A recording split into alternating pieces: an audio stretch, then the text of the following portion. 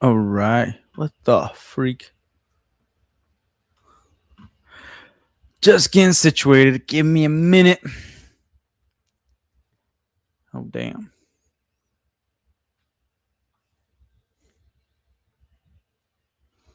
All right, guys. Today we're going to have some fun.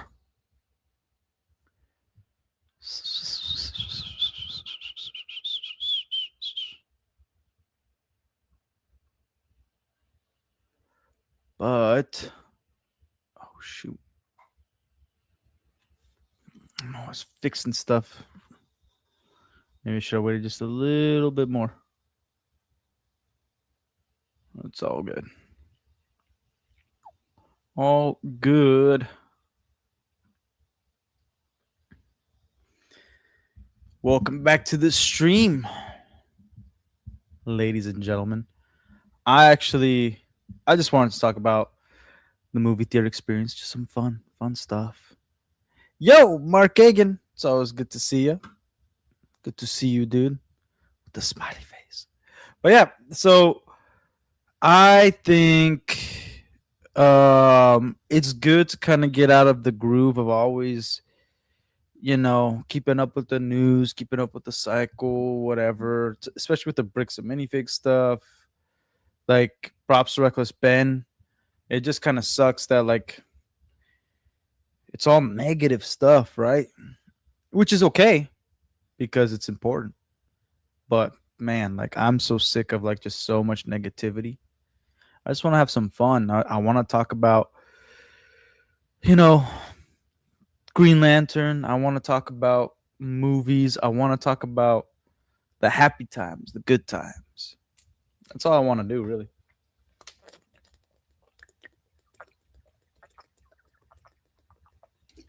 It's hot in here. Yeah, like, well, it's not that we're going to talk about only positives. We're going to go back and forth.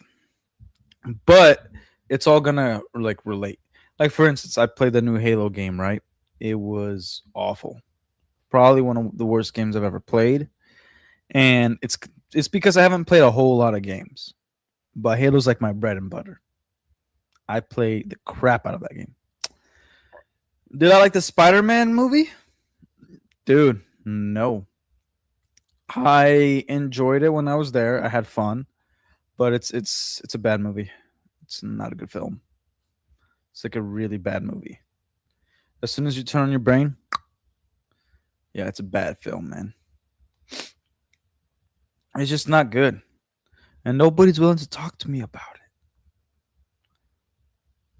Don't play the new Halo game, man. It is a travesty.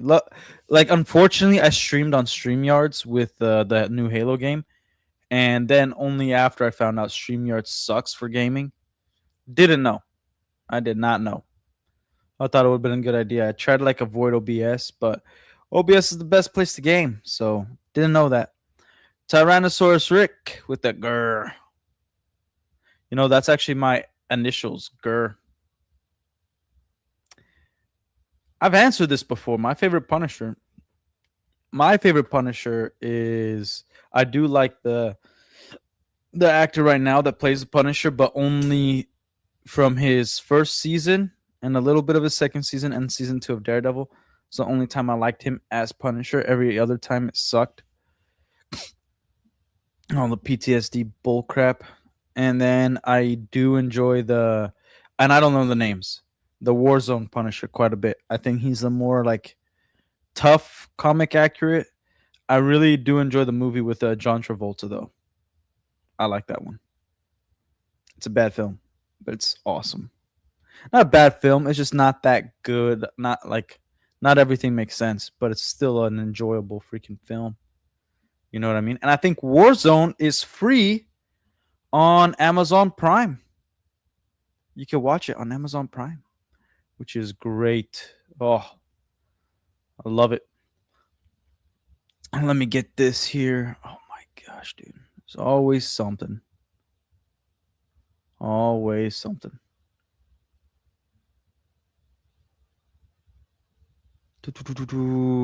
Sorry, guys. Like, my freaking My computer's awesome, but my internet, apparently I need to pay for more expensive internet.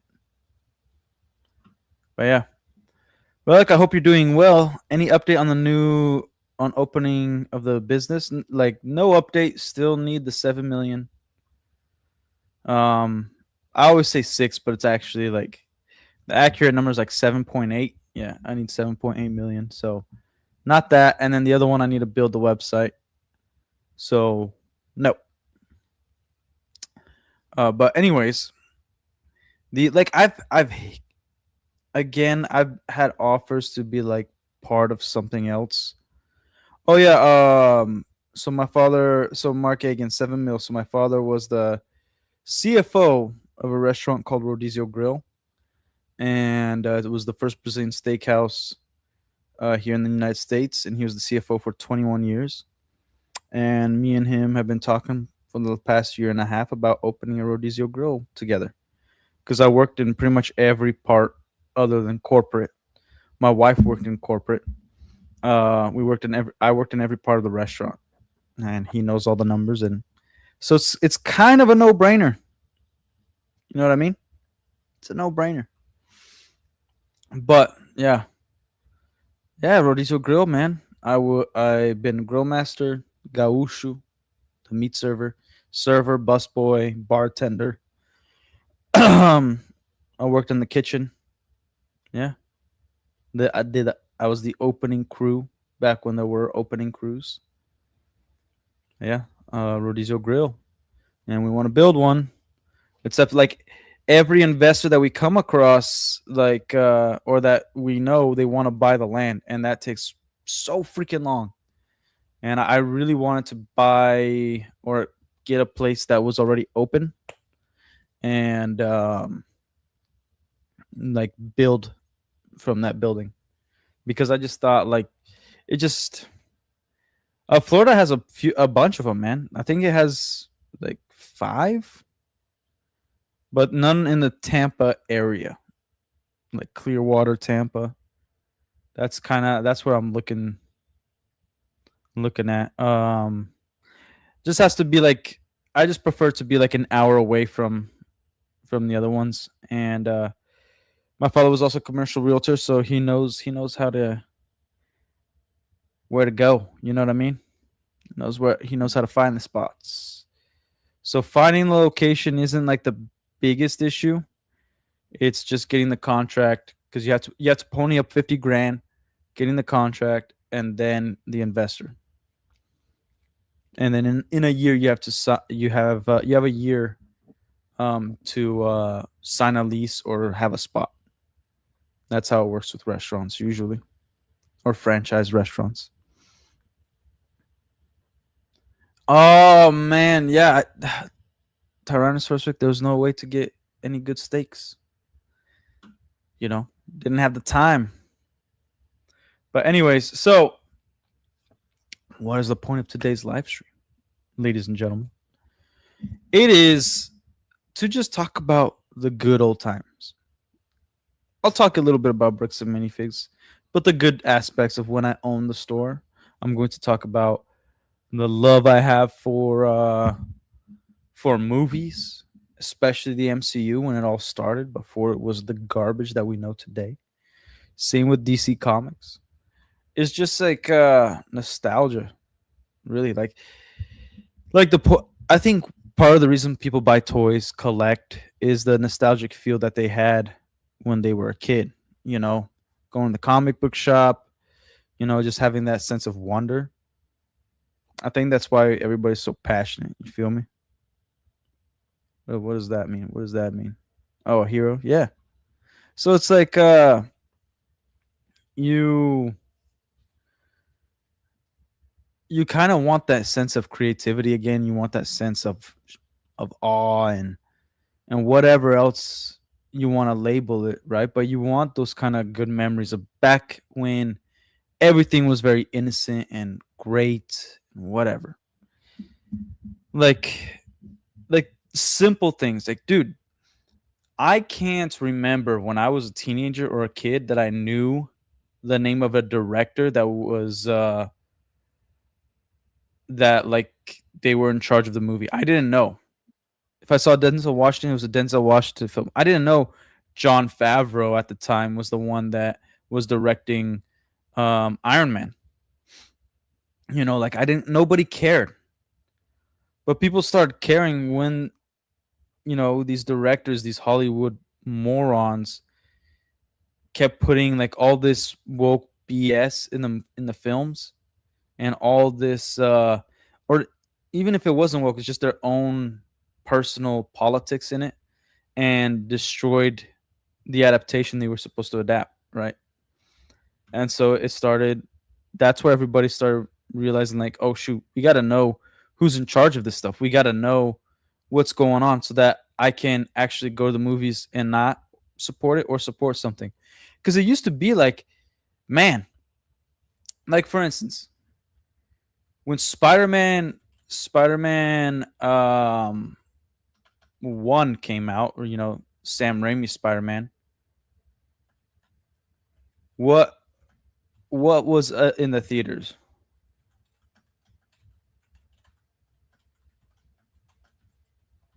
So Spider Man launched, and I think the same thing is like, so you had Spider Man 1, 2002. Okay. Then you had Scorpion King, you had Ice Age, and you had Star Wars Episode 2, Attack of the Clones.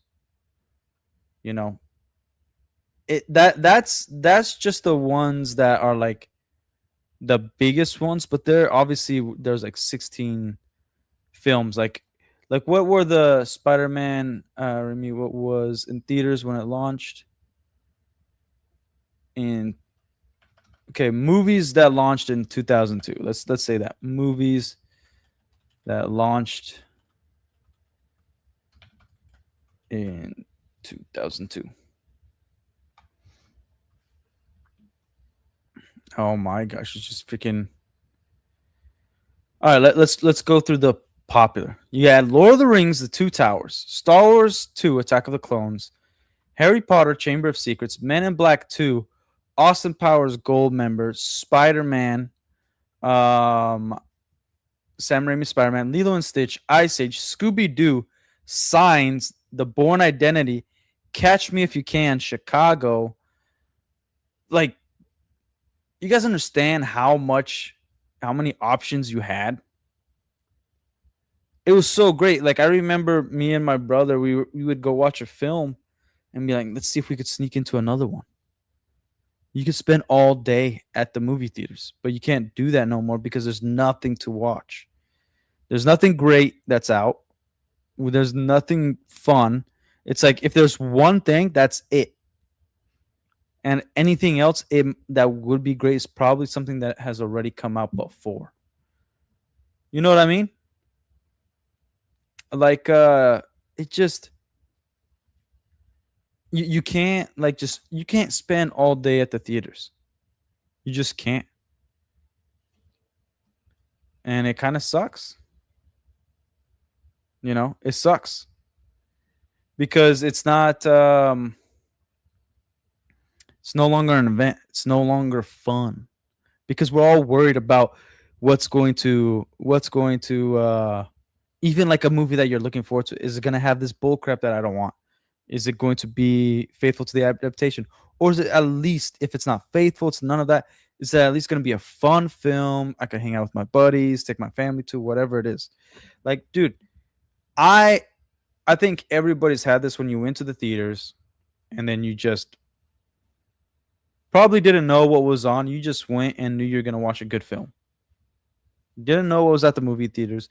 You could just go over the weekend and just have a blast, you know.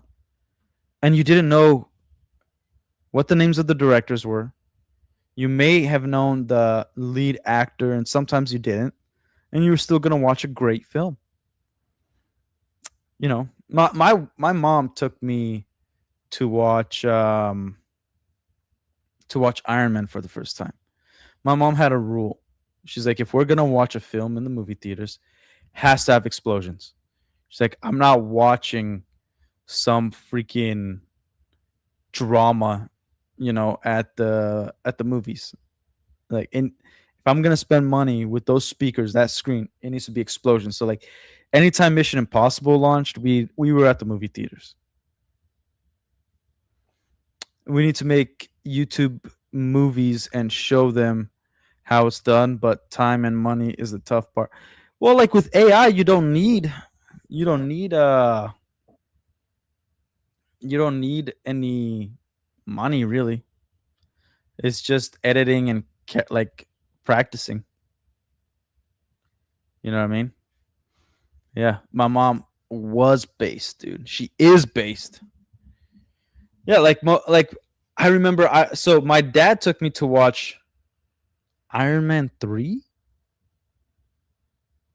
Yeah, it was Iron Man 3, and we both left the theater. I was like, that movie kind of sucked, huh? And my dad was like, yeah, man, what the freak did we just watch? Like that's the point. That again, I enjoyed Iron Man 2, but these films are not like that's why I'm okay talking about Spider-Man in a negative light because eventually people's brains are going to turn on. We've seen it before. You know what I mean? You saw it with Iron Man 2 and 3, Age of Ultron. These are not good films, but you can like them. Doesn't YouTube make it tough to monetize AI movies? Look, they'll crack down on it. It's about using like likeness and stuff, but it's not about monetizing. It's like, yeah, it's great if you can monetize it, but look, I'll point out, like, for instance, sometimes you put money into a project and it doesn't really pay out. It like turned out crappy. Like the Vader fan film 2. I'm sorry, like I love Star Wars Theory. I think I'm gonna praise him forever for doing the Vader fan films. But the number 2 sucked. It was garbage. Right? It was AI. Like he should have just gone AI. It would have been like a million times cheaper. Um, the computerization had like zero to no emotion. The characters didn't act as if like it's like that was Star Wars Theory's universe of his version of Vader that had no connection to George Lucas's Darth Vader. Mace Windu had no connection to the Mace Windu from George Lucas movies. None of that. It's just like his own fan film that he just took the characters and made it the way he envisions the characters, which is no hate. Like that's what you're gonna do. That's great. I just thought like he wanted to do the best of like what he thought would happen after the films or in between, you know, these two like new Revenge of the Sith and A New Hope. And it just didn't work out. Yeah, he didn't do it that way. Yeah, and that's his prerogative. But I'm talking about like original films. Okay, like like having original ideas is risky, right?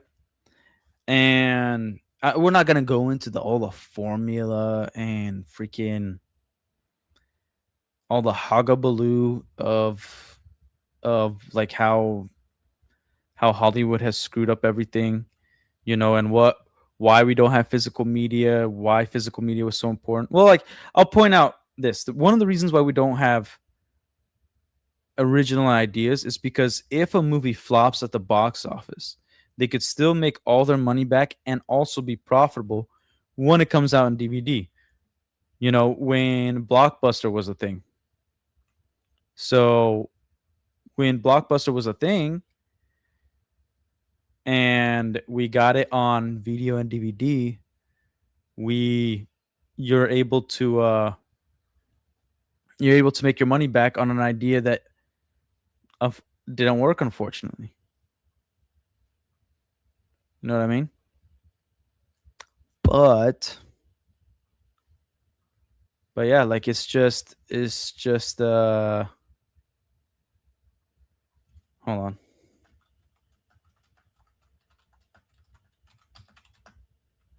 It's just like that. So like the one of the reasons like that people are scared to make their own creation, and I'm talking about Hollywood. I'm not talking about awesome people. I'm not talking about people who what's it called are doing YouTube stuff because that's great. You know, I'm talking about people who can actually know this stuff. They're in Hollywood and they have an idea, but they're only like grabbing these franchises and you know or these IPs and trying to put their own spin on it. It's almost like they're taking IPs that are popular and putting the story that was their original idea into, you know, Marvel or DC, and then it's unrelatable because we know how these characters are supposed to act and they're just not acting that way. So in essence, practically like these streaming services and there's politics, there's politicians, all that stuff, the corruption in Hollywood, there is that. But it's one of the reasons why we don't have good movies. It's because the people who are in charge of DC, in charge of Marvel, they took something that's popular. We know it has a great story as comic nerds, right? But they're like, man, I can't. Hollywood won't accept my. How do you put it? My my idea for this movie I want to make. But if I take this movie I want to make and put it into Superman, then I can market it as a Superman movie, but it's actually a story I want to tell about some space alien that has nothing to do with the Superman story. They just had to keep some of the elements to tell the story they wanted to tell, which freaking sucks. And Tyrannosaurus Rick with the 5. Sorry, man. I got to be up at 5 to be at work at 6 a.m. So I'll cash and dash, bro. Hey, thank you. I appreciate the 5. It's always good. It's always good.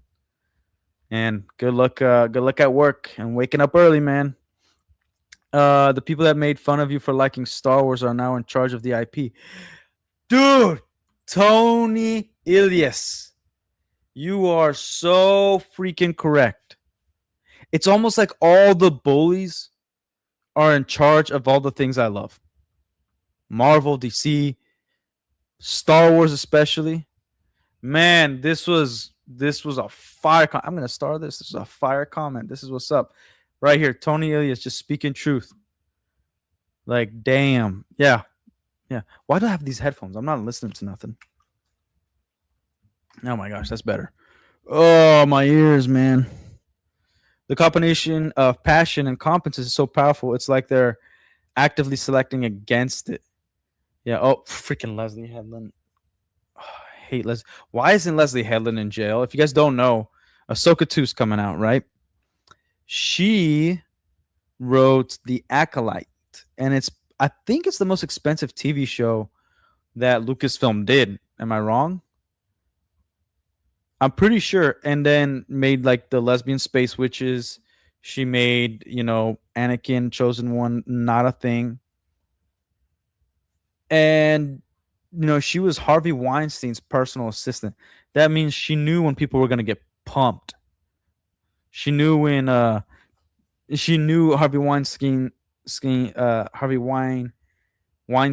you know, like penetration schedule, right? And so like why isn't she in jail? She was complicit in all this. But no. She got out and she got jobs. And she doesn't know how to write worth a damn and she's a freaking weirdo. Even my wife busts out laughing with me during the power of man. Oh my gosh, dude, that was I think my wife would have thrown something at me like, why are you wasting my time with like trash? Dude, the power of many, the power of two, the power of man. Oh my gosh, dude. Disney Star Wars is freaking, it's beyond garbage. It's just straight up trash. Straight up trash. Goodness. Goodness. Like, but the comment of the day, man, Tony, you hit it. You hit it hard. The power of writing. Yeah, like it isn't just Star Wars, right? I think the reason why Star Wars has such a bad taste in everybody's mouth is because it was the biggest one. It was the first one that was just offensive. So I think people give other IPs a lot more slack because they weren't as big and the executives weren't so much in your face as Lucasfilm was. Like think about Star Trek. It's still palatable, not the bull crap, but like to go back and watch the good stuff. Think about I was never into it, but Doctor Who. The MCU, and that one's like pretty recent. Think about like what The Witcher. Like people will still go play the video games. It's a different audience, of course. You know, Lord of the Rings, like even though it's completely disconnected, it's still like crapping on Tolkien's work. The Rings of Power is right, and so people are giving those other IPs a lot more slack, or a lot more like I guess they're not connecting as much. But Star Wars was the big one. You know, should I ask EBN if they want any boots on the ground footage from Utah? Maybe try filing in a store. What are you talking about? Filling in a store? What? I don't know. Don't know what you mean. Star Trek: The Next Generation is goated. Yeah, but Star Wars, like, since it was the biggest film franchise, and again, it's the one where Kathleen Kennedy was in your face. You know, Mark Hamill, as a nut job as he is, like, you still got to give him props for loving the character that he was a part of so much and warning the fans. Okay, because like again, let's remember the good times. Even with the Force Awakens coming out, remember the hype for that? Dude, people were still cosplaying, lining up to go watch this movie. You know, not only opening night, I'm talking about weeks afterwards. Everybody's excited. Everybody's like going for like, yeah, no freaking way. I remember back in when Avengers came out, my brother told me that Disney just acquired Lucasfilm, and he's like, dude, that means we're gonna get like Star Wars movies every year. I'm like, really? That's gonna be awesome. And then freaking that that came out. The Force Awakens came out. And that's why I think it's famous on the internet, the Force Awakens effect. I don't know who started that, but the Force Awakens effect is like when you watch something, you love it so much that you're blinded by its trash. And since you're blinded by that bullcrap, you don't know it's bad yet. And it's going to take a little bit. Sometimes it's time, sometimes it's the next movie. And then you're going to look back and you're like, oh, shoot, that really was crap. But the thing that's difficult for people is the emotional attachment of when you were excited to go. So you almost give it a chance in your head, like, maybe it wasn't as bad as I thought. Maybe I should watch it again because I remember that time. It was such a good time. Like Endgame. I remember watching it for the second time years later. And I was like, man, is it as bad as I remember? Because I had fun going to watch it. It was a great time. And then the more I thought about it, the more I talked about it, I was like, man, this movie sucks. And then I go back to watch it. Years later, I'm like, maybe I'm wrong. And then it's even worse than what I remembered. I'm like, oh shoot, yeah. Because you're connected to the emotional state you were in when it was launching, when it was being promoted, you know? And again, like Lucasfilm, it was just like straight up lies in your face. In your face. So that's why Star Wars gets the biggest, bad rap where people, oh, I can't even watch Star Wars no more because of like, I think it's stupid when somebody says like the whole Mark Hamill thing because you're still watching Batman animated series or the Justice League series or anything with Mark Hamill's Joker voice, or like all the other stuff he does. And you're like, oh, I'm not disconnected. Like, I think that's stupid. I think if you can't separate the art from the artist, it's dumb. It's kind of like Amber Heard. Like, she's still hot, even though she took a dump on Johnny Depp's bed. Feel me? So it's like, I'm going to hate her, but if she's a compelling enough actress where I don't see Amber Heard on screen, fantastic. Like, hate me all you want, but if I see Kevin Spacey on screen, I'm not thinking Kevin Spacey, the freaking psycho. I'm thinking of that's a good actor right there. That's a good character. Like, Like he is the character. You feel me? So yeah, but I can see where some people are like, man, I just can't watch Star Wars no more because it just reminds me of what's to come, reminds me of what's the future. Now, someone who's, I haven't read all of the EU, but really, really watched the EU, or not watched, freaking read the EU, have books, have comics, um, knows a little bit of how it all ends. It's not skewed for me. You feel? But I can't watch any of the new stuff. It doesn't matter if it's good or disconnected, and it doesn't like have any issue with or like the main storyline. Like it's just a side story. I still can't get with it. Like the Jedi Fallen Order games. Nope. Nah. Heard the original episode 8 script was better. Yeah, but George Lucas has had many outlines of scripts. It's not that it was the original one, it's just like he had certain ideas. And the EU, like trust me, I would have criticized him for like the EU stuff. But it's I'm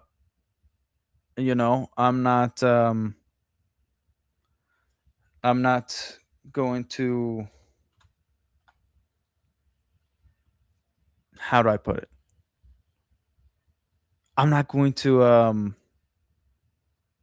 like just give him slack. Like for instance, he did the Clone Wars. The Clone Wars is like by the measure of lore, it craps on the original lore in the EU. It craps on the original lore. Like I don't like the Clone Wars TV show. There's a lot of things I do like about it. I enjoy the hell out of that show, but it does suck. I haven't watched any Disney Star Wars since the awful Obi-Wan Kenobi series back in 2022. Most people have become completely apathetic until Disney sells the IP. Most people won't watch anything. Yeah, like and that's the thing. Like you'll never get the same audience back. You'll never get the hardcore audience back. You feel me? It's just never gonna happen. Ever, ever, ever, ever, ever, ever, ever, ever, ever. Just won't. Just won't happen, bro. Like, just is what it is. There's certain things like one thing that pains me the most isn't even a show. It isn't. It's literally the game of Yu-Gi-Oh. I love Yu-Gi-Oh, man. Love Yu-Gi-Oh. And Yu-Gi-Oh freaking sucks right now. It's sucked for a long time, the power creep and all that stuff. But like a card game, and it's just trash. You can't play it with somebody you can't even introduce it to new people. They have to really want to. They have to already love it without even playing it, which is impossible to do. They need to be introduced by the shows, but then even the shows can't get them to play the game because the game is completely different now from the shows. It sucks. I love the Clone Wars. I haven't read a lot of the EU though. Um, like Republic Commando is a good book for you to start. It goes into actually how Mandalorians are supposed to be, and even the author, she was upset with Dave Filoni on how he rewrote the Mandalorians because it rewrites a lot. It sucks. And Stan Lexi, my French bastard, is here. I was working in TV hi-fi store. We had plasma when it came out. The Star Wars Episode 1 Phantom's menu DVD ran so long the menu image was encrusted in that 10K thing. Dude, that's awesome. I love that. Like, like remember the care they would put into the posters, the freaking, oh man, like when Phantom Menace launched, it was like the peak beauty of cinema, where you had hardcore fans, you had people debating, people dressing up on a regular day, not even Halloween, on a regular day. And everybody was just having fun. You were having fun crapping on it, you were having fun enjoying it, you were having fun, pointing out the good and the bad. Like it was just fun. That the argument was lore, the argument was storytelling, the argument was writing. It wasn't if it was woke. Like like you guys see the backlash, not even backlash, just the insanity of people being like the new Storm cast for Storm for X-Men, the X-Men character Storm. Oh, she's not black enough. Is that not insane to you? It's the same people that want like woke crap, they're like, well, she's not black enough. Like, this is weird. Oh, we got to race swap stuff. Why? Like, it's one thing. Like, for instance, nobody was really upset about the guy who played Kingpin in the Ben Affleck Daredevil movie because mainly like that actor wasn't just some random actor.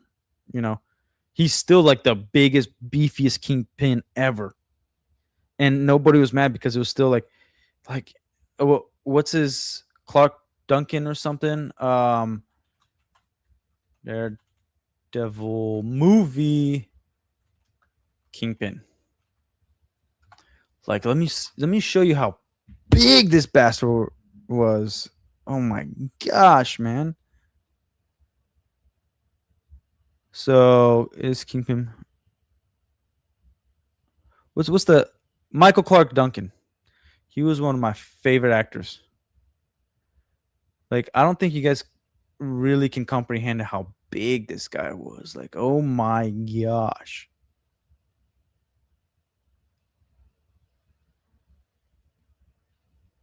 Doo-doo-doo-doo. Like, look at that. Look at this dude. See how buff this dude is? This guy not intimidating? That's the Kingpin right there.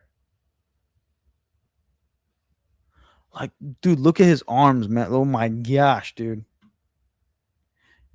And ain't nobody was mad at that. Nobody was mad at that because they didn't put that at the forefront. They what's it called? They hired him mainly because of his size, his voice, his demand on the big screen. It wasn't for like, we got to get a black guy in this movie. You know? And rest in peace to the creator of Yu-Gi-Oh! He did die a hero. It is true. And like, that's what I think a lot of people don't understand of like the race swaps today versus the race swaps back then. Sometimes it was because like an actor had a name. Sometimes it was because like that was the actor that was best for the job. Because what was at the forefront is just like getting good people that cared about the story. Nowadays it's like, no, we have to have diversity and inclusion. And again, you can never satisfy these weirdos. Oh, the Storm actress is not black enough. Man, she's fine. She's darker than Halle Berry, and Halle Berry's fine as hell. I think it's people that are jealous that she's good looking. Isn't that? It's just so freaking weird, man. People freaking suck. Yeah, exactly. Presence matters more than appearance. And here and that's the other caveat is like it should look the comic accurate. MJ should not be Zendaya. Michelle Jones could be Zendaya, but Mary Jane Watson, and that's kind of how they went around that. But Mary Jane Watson should always be a redheaded white chick and should be fine. Well, and IMS Gaming says, well, Relic, much love, bro. Gotta go. I had a long day with the Tupac murder trial. Been covering that, then Reckless Ben, etc. I'm tired and still recovering from surgery. Rest in peace to the King P. Kingpin, 100%. 100%. Thank you. Thank you for stopping by. Go and rest. Good night. He said good night to everybody in the chat. Good night, y'all.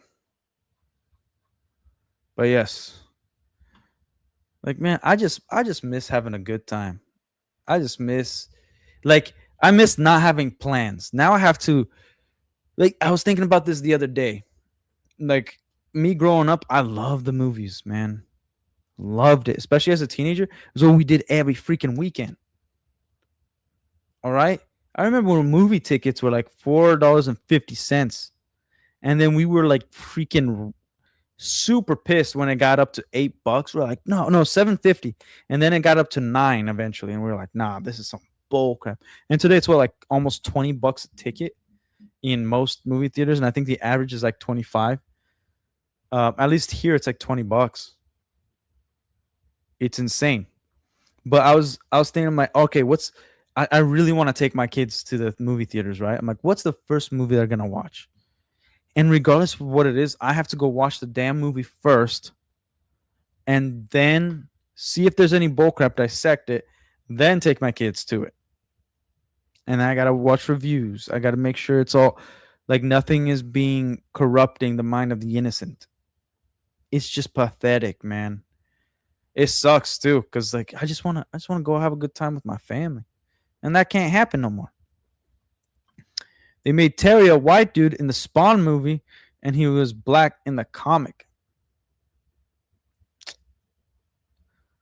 You know, all ask is for transparency, right? So it's like if you're gonna race, oh, let me guess, you hated it. Hated what? Hated what? Derp, derpy derps. What did I hate? I didn't hate the Green Lantern show. I have to rewatch it to gather my thoughts. I no, I think it's the best thing out of all the James Gunn stuff so far. Um, I think they're disrespecting all the characters. I The only part that was very unbelievable is that Jon Stewart hooked up with like an old lady, and she was like acting like she was the hot one. That's the only thing that was like, yeah. No, Lanterns is it's a fine show.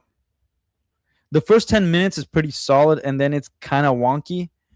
But I can't say the show is bad yet. I have to rewatch it. I have to see if there's any, like, I have to think about it. I wasn't that entertained though. I wasn't that entertained.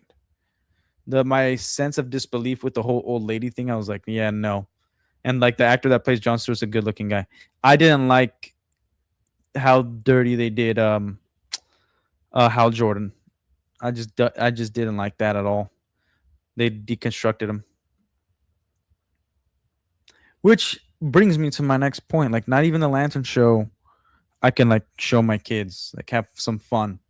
You know, everything has a bit of degeneracy. It's not, and again, like fine, they said like no, it's gonna be HBO Max, an HBO show. So they were very transparent on that part, especially with the trailer, them cussing. Like, okay, props to them. They said like this is gonna be an adult rated R show. All right, solid. So I can't fault them for that, you know. But the first thing that's gonna be like the best Lanterns thing that we ever get, apparently, is I can't even share with my kids. That just sucks.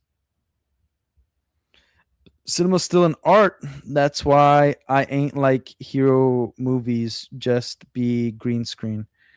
Well, I don't know. I think some things you should have the green screen. I get like the Charlie Chaplin stuff. I get the Jackie Chan, and I think that's added so that like it's safer now where they can use the green screen, and make it still realistic. And you kind of have to draw a line somewhere. You have to there has to be a balance of practical and CGI, right? And AI. But I don't think it has to be fully one thing or another. The problem with Marvel is the writing. And then on top of the writing, the reshoots. And they didn't even have actors interacting with each other. Because that's actually the real art. Is the director directing the actors and the actors going off each other's emotion and playing off that, where it becomes real. But they're literally staring into a camera and nobody's in front of them. It's one of the things that Ian McKellen, when he did the Hobbit films, he was freaking out. He was freaking out because like he didn't he didn't want to act in front of a green screen, in front of computerized stuff, puppets. He's a Shakespearean actor. And they even did like a Gandalf Appreciation Day type thing so that like he can keep his sanity. But yeah, yeah, like I just man, I remember most of my good memories of like film is at the movie theaters of like watching it for the first time in big screen. Now like movies suck so bad, or the companies have completely lost my trust at least, and anybody with a brains trust that doesn't care about politics and cares about the IPs being done right, that like it's gonna take so much to get us to opening day. And that's why I'm so critical on trailers. I think the Doomsday trailer is a phenomenal trailer, the second one. I think it did the job. All right. I think it was good and it makes me want to go see it. Now, do I think it's going to be good? Freak no. It's a great trailer. Do I think it's going to be a good movie? If you take away all the leaks that are confirmed to be true, it's going to be, you know, it looks good. But when you hear the leaks, yeah, it's going to be terrible. When you see their track record, it's going to be terrible. Because at this point, they have more content that is trash than they do that is good. You know what I mean? So if you go in and you're going to invest in a company and half of it, at least half the time they don't make a profit, you wouldn't even invest in that one. You know what I mean? You guys get that? Homem de Rio, Brazil from Telly Gilliam, bit early. LOL. Yeah, City of God. Yeah, yeah. The man,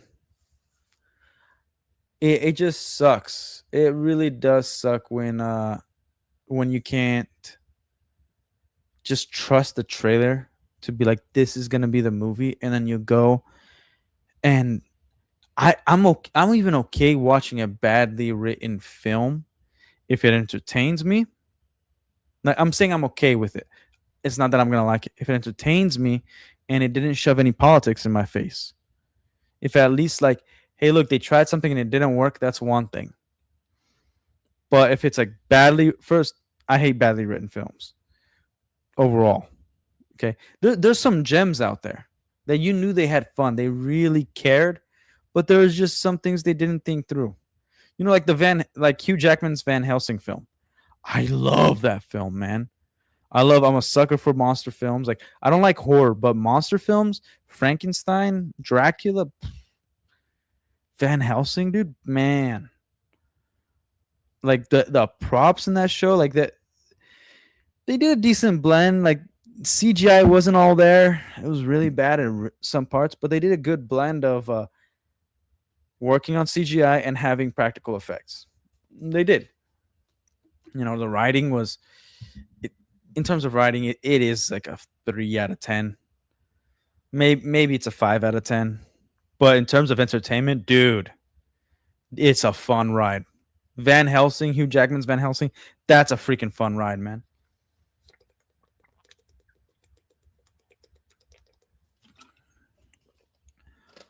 But damn, like, um, in a '70s building, maybe I'll check it out. Buster Keaton and Charlie. I'll check it out. Stan Lexi. It's just we don't really get actors like I'm the biggest surprise of Marvel's like claiming that they are turning things around is the X-Men casting. Other than Jean Grey, terrible casting. You know, look, it's terrible casting. My top 5 movies. How about you guys tell me your top 5 movies in chat and then I'll tell you mine because man. First of all, the Lord of the Rings trilogy is all one movie. So that's number 1 forever. Okay? So there's one. Um that's difficult cuz I can't remember all the movies I've ever watched.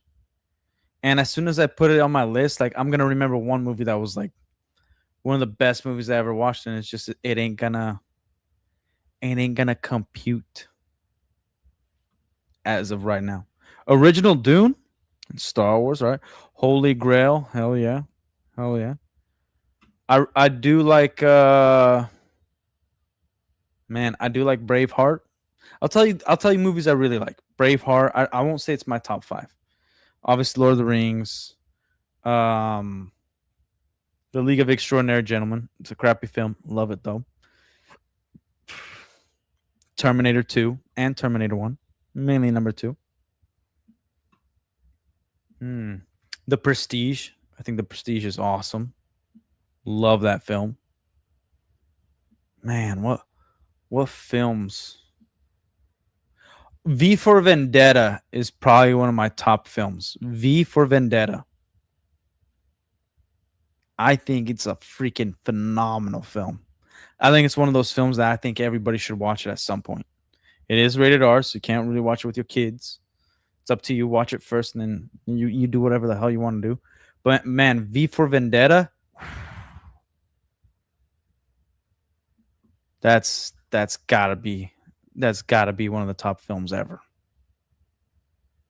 And original Dune is pretty awesome. Jonah Hex, I did watch Jonah Hex. Sin City's probably one of the ones I like the most, though. Man, there's a ton of good films, and I just can't think of it all. It just comes to me when I'm on topic. Yeah, like there was a time where like I thought, and our taste changes. I used to think that Ben Affleck's Daredevil was a masterpiece, and then I grew up and I'm like, holy crap, still love it, but it sucks, man. But hey, it's a gem. Hellboy's freaking sick. Look again with a lot of these movies that you guys are putting out. Um, all of them had something great to go watch at the movie theaters. You could literally plan your entire week to go watch a movie per day. The Godfather, Citizens Kane, yep. Man, like it's just like how do you condense all the movies you ever watched to a top 5 or top list? I think it's more on the time like maybe you're recommending films to somebody and it's what you feel at the time or like what you think your buddy is feeling at the time that they should watch. I think there's never a wrong time to watch the extended editions of Lord of the Rings. Never a wrong time. Mm-mm. I would even go as far as to say the Hobbit films, even though they're not well written, especially the last one. Oh my gosh. But they have a lot of beauty to it, you know? And it's just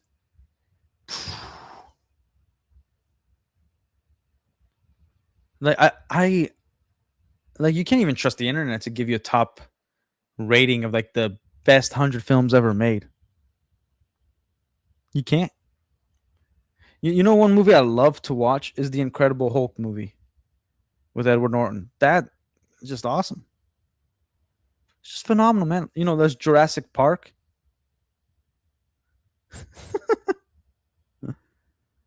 The tournament bracket kind of thing. Which do you prefer between any two? Because it really is so hard to narrow down. Man, I'm glad the extended versions of the Rings trilogy, and there will never be any film, at least in our lifetime, like the Lord of the Rings ever. There's never been a film like trilogy before it. There's never been a film trilogy after it. There's never even been one film like it before or after. There's been phenomenal films. But like what the Lord of the Rings what captured, man, just just never. E.T. is up for debate. E.T. There's a lot of people that don't like it. It's like Lord of the Rings, it's objectively good. I've never heard anybody's good argument on Lord of the Rings. Like like on things that other than Gandalf's staff on how he got it back after jumping off um or think onto the eagle. That's the only thing that's like, how'd you get a staff? How'd you get your staff back? Did the elves craft it for you? Because even if they did, it's not explained. Like how to get his wizard staff back. Did God drop it from the sky? We don't know. In terms of the movie, okay, we don't know. Moon's bomb rodeo drop. Man, I know there's some movies in my mind that I'm like, here, let me see.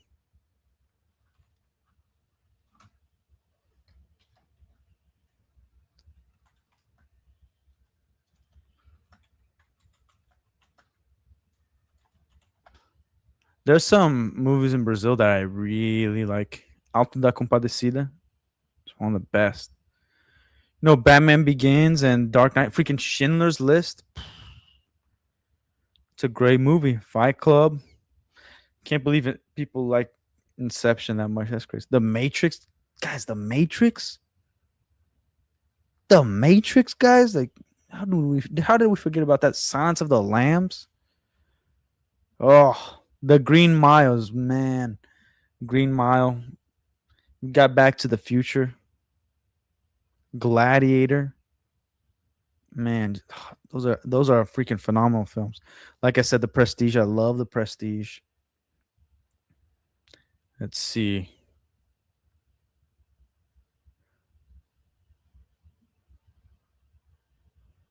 Man, like Raiders of the Lost Ark.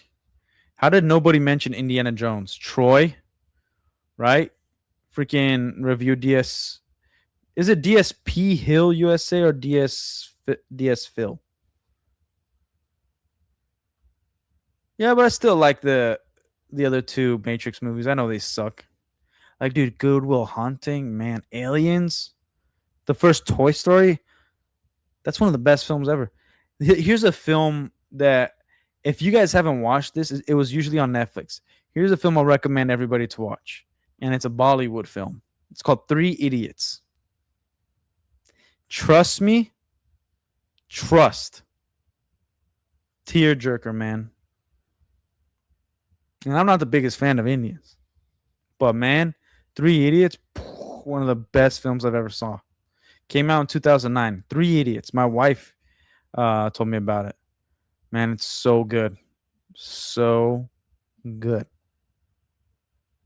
Dude, Ace Ventura. Who doesn't freaking love Ace Ventura?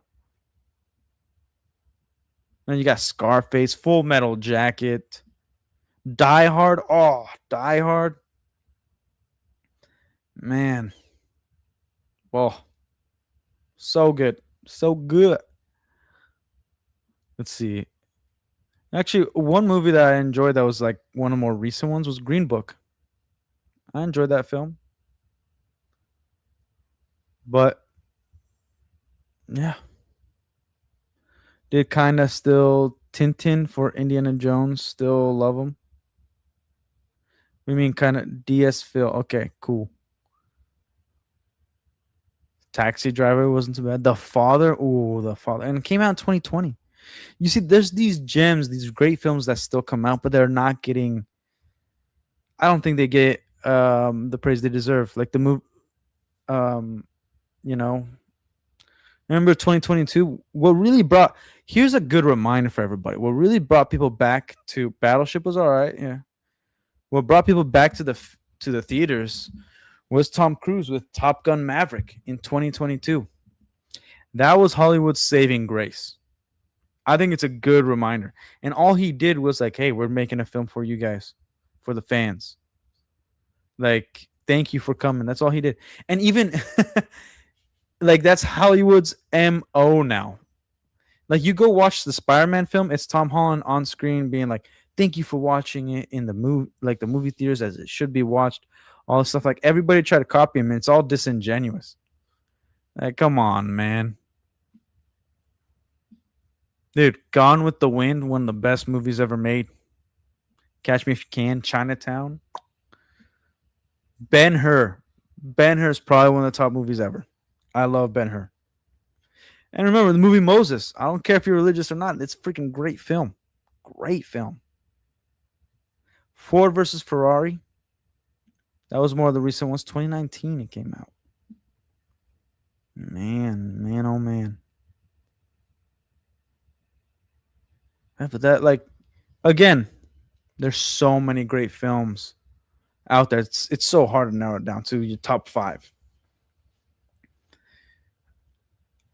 It was good, but so Sherry Holman says it was good, but first Top Gun was so different from anything seen before.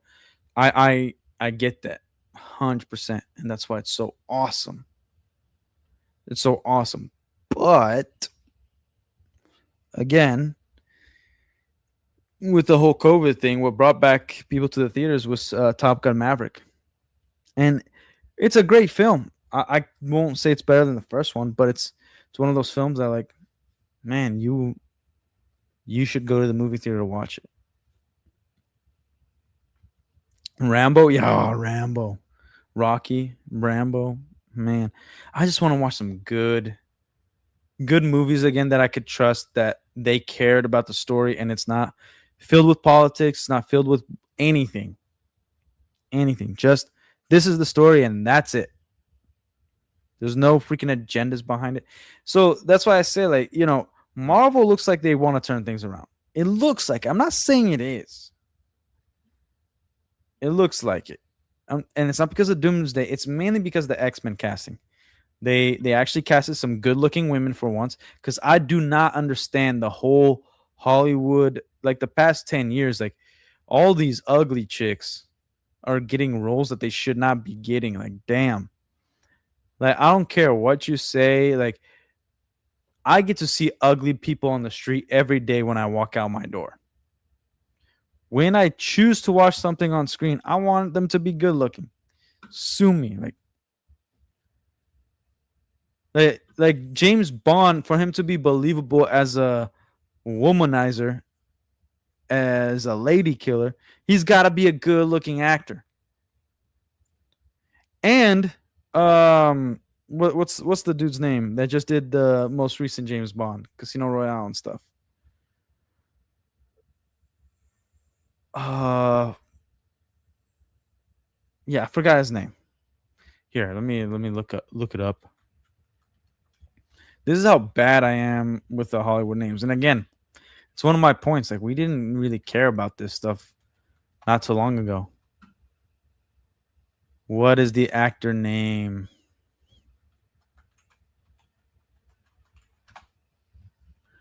Daniel Craig. That dude is not a good looking dude, but he's very charismatic. He's very manly on screen, as at least at the first movie for sure. He started crying too much later on. I'm like, that James Bond doesn't do that. He doesn't freaking cry and talk about his feelings. That's freaking stupid. But like, yeah, like, you want to see good looking people on screen, man. With Val Kilmer, the same. Oh, yeah. Like, I made this point. Look, for me personally, I do not care for nudity or especially sex scenes on the movies I watch. Don't want to see it. I don't think it adds anything to the story. Like, I'm okay with never having a sex scene ever, because it's just like two naked people on screen. Like, all right, cool. But if you're gonna surprise me, I want it to be a good surprise. Like the movie The Suicide Squad, James Gunn's The Suicide Squad. There's a scene, very quick, chick, flat as can be, shows her breast, and you're like, oh freak, nah, I don't want to see that. And then, like, another actress, not that I want to see it, but if you're gonna pick one of the best racks you'll see on screen, and you didn't see it. So it's like, why you have to shove ugly in my face? I don't even want to shove beauty in my face, but I'd rather see something good looking. Not the rack, but I'm saying like the face. And Sean Connery was just a straight up man, straight up lady killer. Sean Connery, man, that guy was the goat. Sean Connery, love it. Oh man, Korean scarred life or what? What scared? Korean scared life or what? Dude, what are you talking about? My favorite Bond was Pierce Brosnan. That was my favorite Bond too. M6. Highlander. Oh, Highlander. That's actually one movie I am looking forward to. Just because, and that's the thing. Like I don't know why people are not taking a page out of Henry Cavill's playbook, because it's just be a nice guy, care about the source material, don't care about identity politics, care about, you know, fine tuning your skills and as an actor, and just care about the fans. People are going to watch your film, even if it's bad. If Henry Cavill's in a film, I'm there. Not because he's a good looking dude, but like he just cares about the source material. He's genuine about it. And so it doesn't even matter if the Highlander trailer or something doesn't look good. Henry Cavill's in it. I most likely will watch it at least at some point. Now in theaters, I still have a high standard. You still got to have a good trailer to get me into the theaters. Like Doomsday almost did it. Almost. But then I remember the first trailer and I'm like, "Oh man, all the characters I don't give a damn about are going to be in this film." So maybe I won't watch it in theaters. I'll wait. Doomsday at this point, it's like I'll wait to either sell the high seas or until reviews come out, and then I'll go see if I'm gonna freaking spend my time to go watch trash or a masterpiece, which I doubt it will be. You know, again, Marvel's track record, it's a good reminder they have more duds as movies than actual good movies at this point, or at least content, overall content. Same with James Gunn. Everything sucks, and Lanterns is the best thing out of James Gunn stuff, but it's still not really the Green Lanterns. It's kind of, it is very true detective. It's not necessarily bad as of yet. It's not necessarily good either.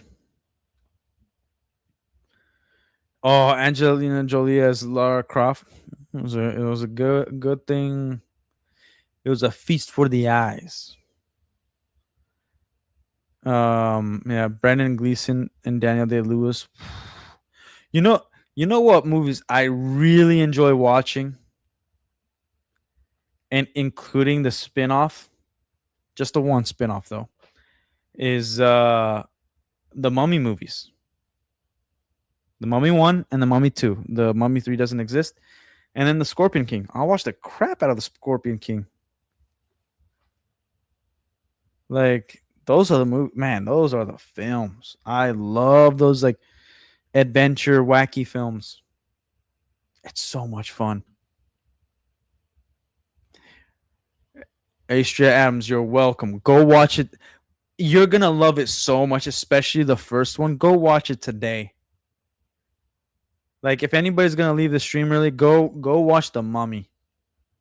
It is the best. The best. Such a good time.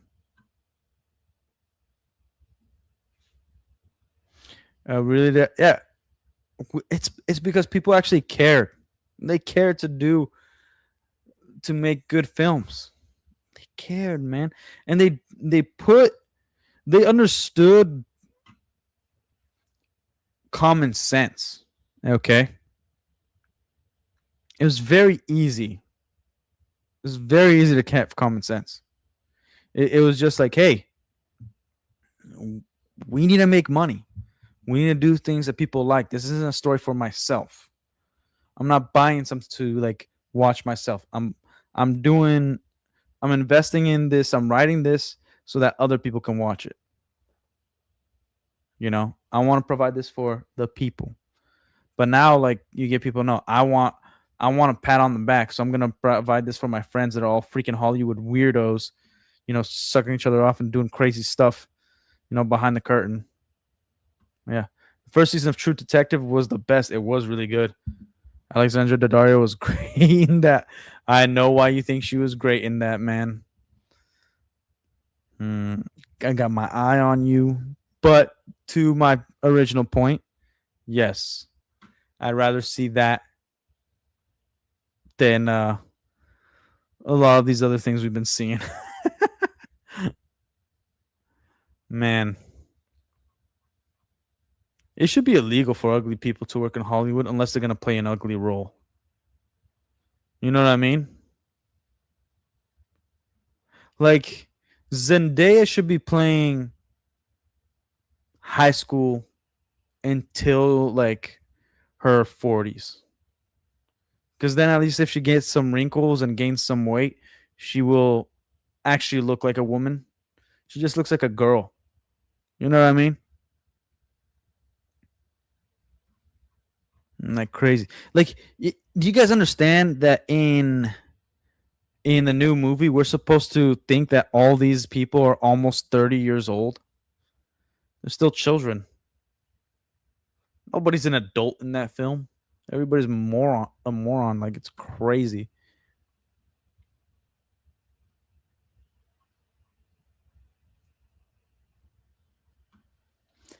Like what I miss, I think the most is just kind of like your action hero. Men being men, women being women. They know their lane. They play through their strengths, their weaknesses. It adds to the story. It like there was a through line, right? Like if this person grew up this way, then they would act in this certain way. They didn't just make one person like the best of everything and like, oh, because you're a woman, you're the best at everything. Because you're black, you're the best at everything. Whatever it is, it's like no, you have to give people massive weaknesses because we all have massive weaknesses. That's usually the point of getting married, having a significant other, being together with a team is because you have weaknesses and you have strengths, and somebody else is going to have a strength where are your weaknesses, and your strength might be their weaknesses. And then you guys battle each other into perfection. It's that concept is lost. And I don't know why. I do know why. You know, but it's just so it's ridiculous. And that's why I always say like people need to get punched in the face because there's so many people in charge of the stuff doing stuff that like don't have real life experiences that they need to get punched in the face for sure. For sure. It just don't make sense. Of the Orient Express with Kenneth Branagh, that movie hit me in the heart. I need to watch that. I haven't watched that movie. Have not watched that movie. But there are I want to show you guys. It has nothing to do with Hollywood. Well, it kind of does. But I want to show you guys this video I came across that kind of highlights the difference. Okay? It really does. Of like people that are in charge of stuff. So, let me see. Share my screen with y'all.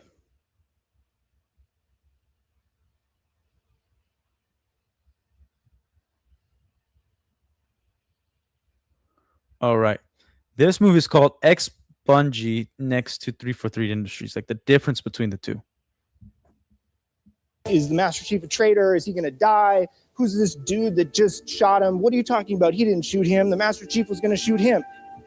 Like, what? What are you guys doing to Halo? That's the point. That's the point. You actually want to get to the point where the player goes, well, wait a minute, I've been this character for 3 games. They can't possibly kill me. Cortana's our concern now, sir.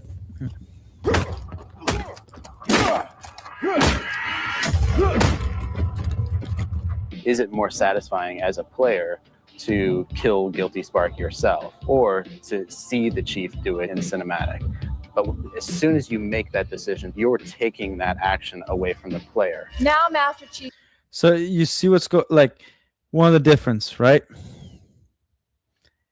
Is that one person is always thinking of let me do this. One person's always thinking about this is better right there. what's better for the player versus the other guys thinking like, this is cool. You know, like, how's the fan going to care about this? And the other guy just keeps thinking, oh, we're going to make all the decisions for you.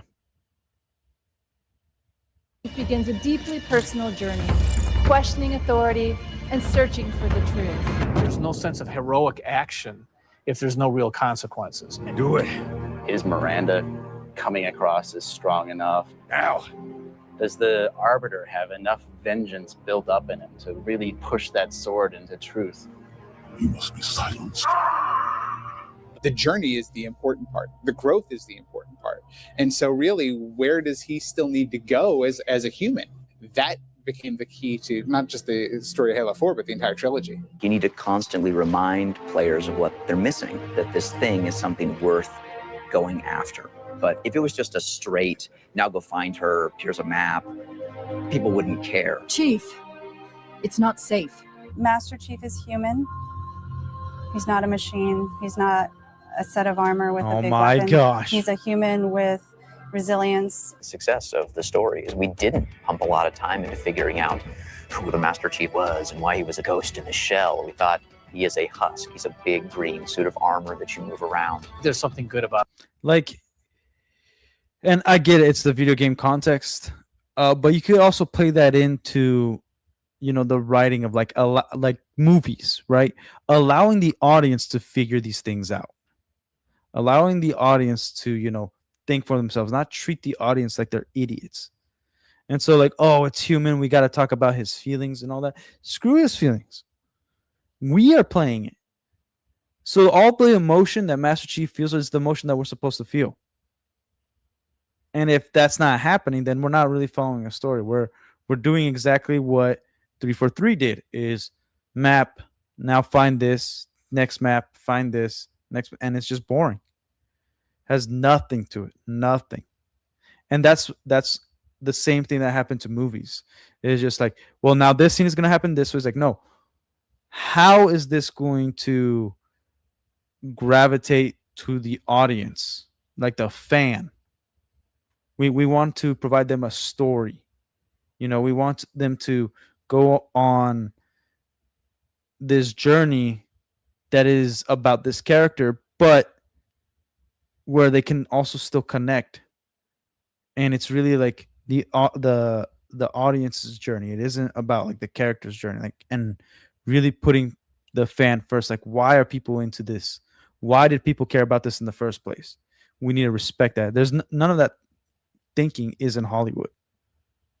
Having the Master Chief essentially be a blank slate, that helps each individual person connect to the character. From the art process, storytelling is... And again, it's not all characters need to be like that, but it's about having enough good writing. Is like, you can make a character be a specific way with specific life experiences, and you can have completely different life experiences, but you connect to what that person is going through, regardless if you went through something heavier and versus the character you're watching. That it doesn't matter. You get where their mindset is at, because it also makes sense, because you've possibly also have gone through that. And it isn't bound to just that, how would you put it, like that way of thinking or that realm of writing. It's just like there's certain things that you want to make sure that the people connect to. Is just about engaging the player. You don't have to answer any questions. You don't have to take them through a lot of loops of feelings. The player's engaged. I think you've got the start. To give the brutes more depth, they need to have a history too. So I look at the brutes, I try to imagine what their home world is like. Maybe they're from a place where they hammer ore and there's lava and magnetism. And I say, okay, well, how do I build a magnetized metallic lawnmower that's fun to drive and shoot people with? You think about basic combat encounter design, a lot of the challenges designers face is how to introduce enemies. What would a Promethean do if it could bend time, space, form, matter? Knights can phase in out of anywhere. He's able to go where he needs to at any time, which is something the Covenant can't do. Here are the brand new hooks to the sandbox. the game to be interesting. Like the guys we're playing against have to be fun to play. Exactly. Does the profile of the character create an interesting look from afar? Is it fun to shoot at him when he runs around? Do you see his limbs moving up and down because there's things jutting up from the sides? The moment where all the Promethean effects really started to click the most was when we started showing the dissolve whenever you kill a knight. You see, is it fun versus what looks cool? Is it fun to shoot at? This is a great man. Shout out. Let me see who.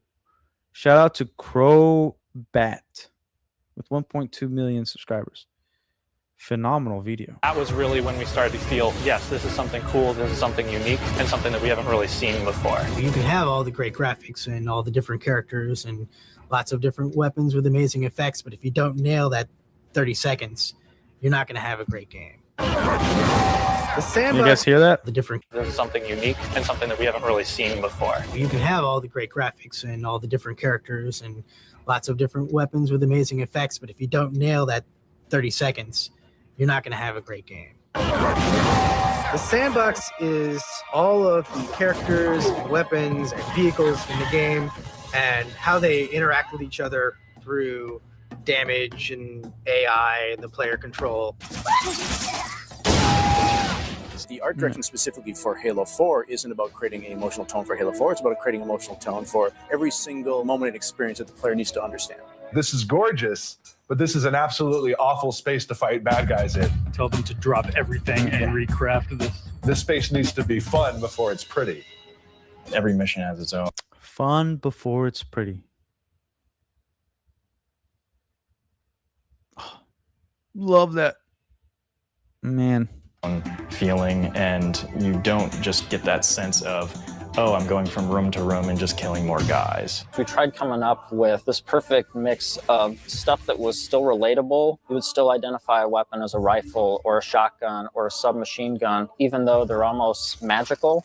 It was really getting hard to add new weapons because balancing 40 weapons, you're going to feel like you have a weapon that is a clone of another. So the direction that we took is we added a new set of really, really powerful weapons that you don't really keep for a long time. The Forerunner scatter.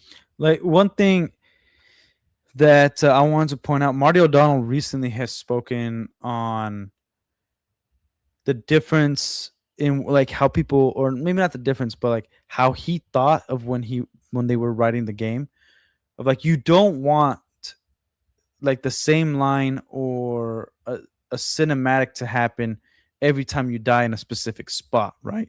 You want it to happen, and then after there's a checkpoint where you're not repeating the same thing over and over. You're not hearing the same dialogue, and it just gets repetitive and annoying. Like I said, like it's not going from room to room. It's fun.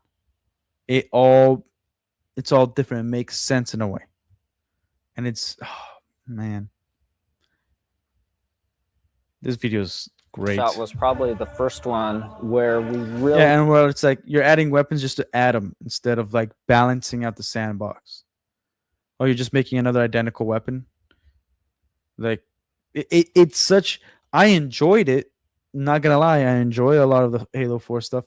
But also, I would much prefer to have it be a crazy different weapon. Like, remember the Sentinel beams? The Sentinels? That's so different.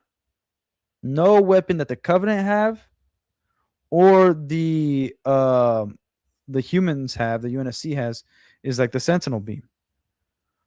So like why weren't there encompassing some of that stuff? Like, no, this is the alien version of the rocket launcher. It's the alien version of the sniper. This is alien version of, it's like, They nailed the design on it. Everybody loves the hinge action shotgun. The basic design for a weapon needs to be fun to shoot and fun to be shot at.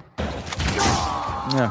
Weapon skins. People love Magnum skins. People love AR skins because nobody wants the freaking skins. Nobody cared about them ever. Ever. Because of the arena starts. Yeah. We see a very clear, freaking pathetic, clear need there. Oh my gosh. Ugh. We also have ways for them to paint different parts of the water parameters. And then the engineer looks at it and goes, oh, wow, I never thought you'd be doing something like that with my system. But that's so cool looking that I want to make a better system for you to do that. It's pretty obvious to us when we start working on these maps that they have to be fun for the 100th and the 200th and the 1000th time. We knew we wanted to expand the audience as far as we could, but still satisfy the core as much as possible. We had to break everything down to line-by-line evaluation of our current scripts and redefine that core loop to not make it like Halo 2 or like Halo 3 or something in the middle, but make it Call of Duty Black Ops 3. Yeah, we had to make it Call of Duty, practically. Like, it's not a bad thought to have, like, we want to keep it all respectful and exactly why the fans love it, and also bring on new fans. Like, that's more of like marketing. I want to do a marketing thing where it's gonna bring in new people, but I want all the people that are the fans to play this forever, for time and eternity. Like, they went so far. It was insane. And again, it's like one of those things. I have fun with Halo 5. I do. I'll be honest. I don't think it's Halo, though. Like, the way it plays and everything, it's an enjoyable game. If it was something else, it's still enjoyable, but it's not Halo. You know, like, there are people that love Sprint, and there are people that just feel like Sprint has no place in Halo.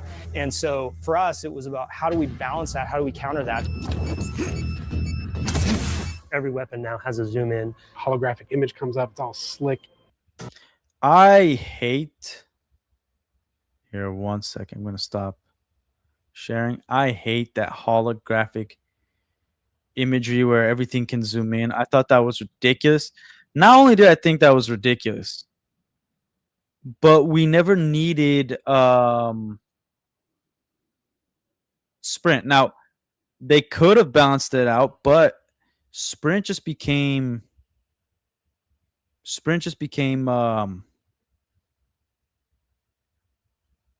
like completely ridiculous. They had to take away most of the sandbox, all the power-ups, so that they can have Sprint the entire time. At least like a Halo Reach and Halo 4, there was a good medium where it was a power-up, or it was limited where you got tired. And so it could be like little spurts that you could have Sprint, but not the way they were doing it. It was just or the way they're still doing it. Like, Halo, the new campaign Evolved, is the most ridiculous game to be called Halo. Halo 5 is more Halo than campaign Evolved. And if you disagree with that, you're not a real Halo fan. Screw you. It helps me with some types of weapons, especially rapid fire weapons in my case. You have a situation which is very Halo common. 3 is so Two great. guys get into a fight. Is there a way to mix that up? Say you start getting hit by a battle rifle from behind. Let's say you have a bubble shield, you drop it, all of a sudden you're completely shielded from this guy who's firing on you. Or you have a trip mine and you realize a warthog is barreling towards you. You deploy the trip mine at the last second. Yeah. Yes, you die, but you take out Oh. those damn bastards that just ran you over. Competition. Competitive as possible. Very competitive. Really competitive. Competitive. Competitive. Competitive. Competitive. Competitive. Oh, you're opening up a pack. It was- Someone make sound effects. You want to know something? Halo was so far beyond anything that came before and anything that came after. There was no competition. Everybody was competitive with each other that played Halo. It didn't need to be competitive because it already was. It was beyond what we know now as video games. Halo 3 is still one of the best games ever made, probably the best game ever made. It practically invented DLC. What more could you have done? Just give us a good story. Add some things, balance it out. It just, the wrong people took over, man. Wrong Mongoose, people still Needler take over. Ghost, Fuel Rod Cannon. Yes. All the details are I in. love it. That's fantastic. I love it. Yeah, shut up. All of the wiring in the house runs into one room and into a pair of switches and then goes out again. Yeah. LAN parties are the best. What it comes down to is getting together with people, being able to yell at them, being Yeah. able to like reflect on the gameplay afterwards. By the way, Marty O'Donnell is gonna host a Halo CE and Halo 2 LAN party in Vegas with one of his campaign stuff. I don't know exactly what it is, but it's gonna be awesome. Jump up and scream and throw your controller down, and you hate it but you love it. Yeah. You gotta play again. So fun. Proximity voice. You can get close to somebody in a game and talk to them, and only that person can hear you. It was really amazing to get online That was awesome. for the first time when there were a bunch of people online and just press the button that said, I want to play, go find me some other people that want to play and choose a game type. It's pretty cool, and just stick me in it as fast as you can. And We had the veto system. When it came to Halo, we had the veto system.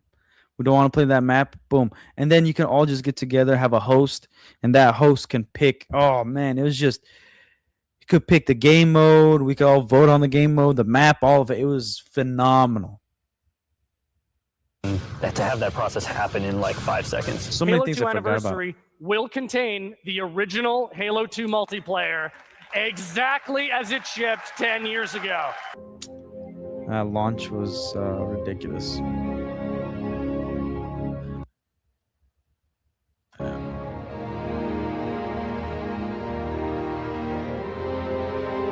Take the things that we love about the Halo scores that have come before and try to put that into it, but then also add in the things that really excite us, so we create something that's really honest. As intimidating it is to follow Marty's scores. The thing is like, why not consult? These people are alive.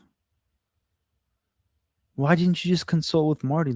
It's crazy. There's always a point, like when I'm all by myself composing, and this just happened like within the last 24 hours, where I'm thinking, is this anything? Is this idea going to be interesting to anybody? You have these whole series of self-doubts. And then there comes a point where I get over the hump. Like I add some instrument or I play. So you see, Marty's talking about like, is anybody gonna like this? Anybody gonna care? And the other guy was like, this has got to be us. This has to be like our identity, instead of, again, thinking about the fans. You know?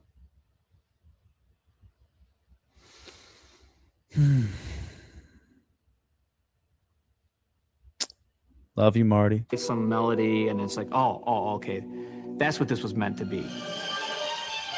Marty's pretty amazing. Marty makes pretty much everything. Marty is amazing. He's the GOAT. Is good, and that makes me really angry because he's just about the only individual who has that level of contribution to the team. But I would never say that to him.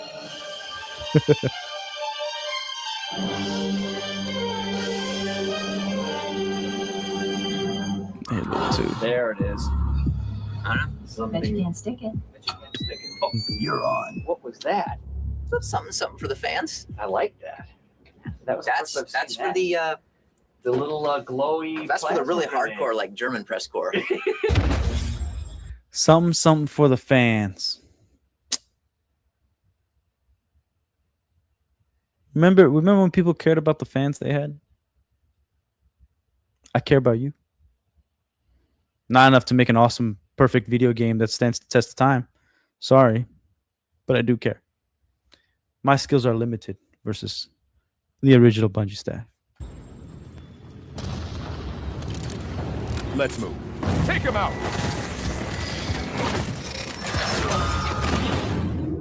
The Master Chief is called, but your passage is denied. Epic worlds, epic battles, epic scale. This is the biggest and most ambitious Halo campaign yet. What you're about to see is a giant leap for Halo multiplayer, and it's playable here at E3. Halo 5 has arrived. After E3, instead of being able to jump into all of our levels and go right into it, we're still trying to figure out where we're going and what the quality bar is going to be. Quality, guys, quality. Instead of quality, we got loot boxes. Because right now, the game is not fun. We are the most cynical people. Like, we are the jaded crowd who, if a game doesn't entertain us in 5 minutes, we stop playing it. As we design these things, we put together the best plan. I look at the changes that we're making, and it really feels like we're making a sequel to Halo 3. And that's exactly what we're setting out to do. If you somehow believe that what you're doing is the greatest thing ever all the time, it's absolutely not going to be the greatest thing ever. We write the first draft of the script. Accountability and being self-critical. What a concept. What a concept. But it's not great. I didn't see any shape to this story. Nothing happy, nothing sad, nothing intense. I'm sitting here day in and day out working on the cinematics. And every scene that I make, there's this voice in the back of my head saying, what is keeping the player from skipping this? What's keeping the player from hitting a button and just going right to the end? I never skip Halo cutscenes. I just don't. Because it's so damn good. It's freaking, it's so good. Ultimately, it's involving the player and making the player really feel that they're in this story. You want to establish that this is something a little bit more important. The story that we're trying to tell has higher stakes. Whether we can do that, we won't know until that thing's in people's hands and they're playing.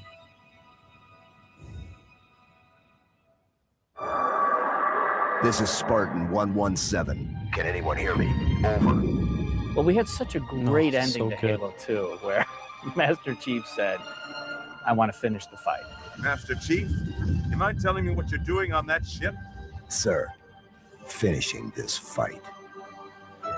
We want this to be the Return of the King. We want this to be the final chapter in an epic trilogy.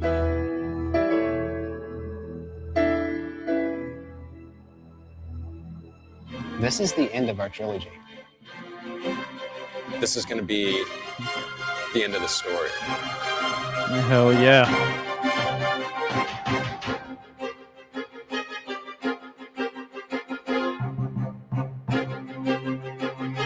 Oh man, I want to play right now. This is going to be the end of the fight.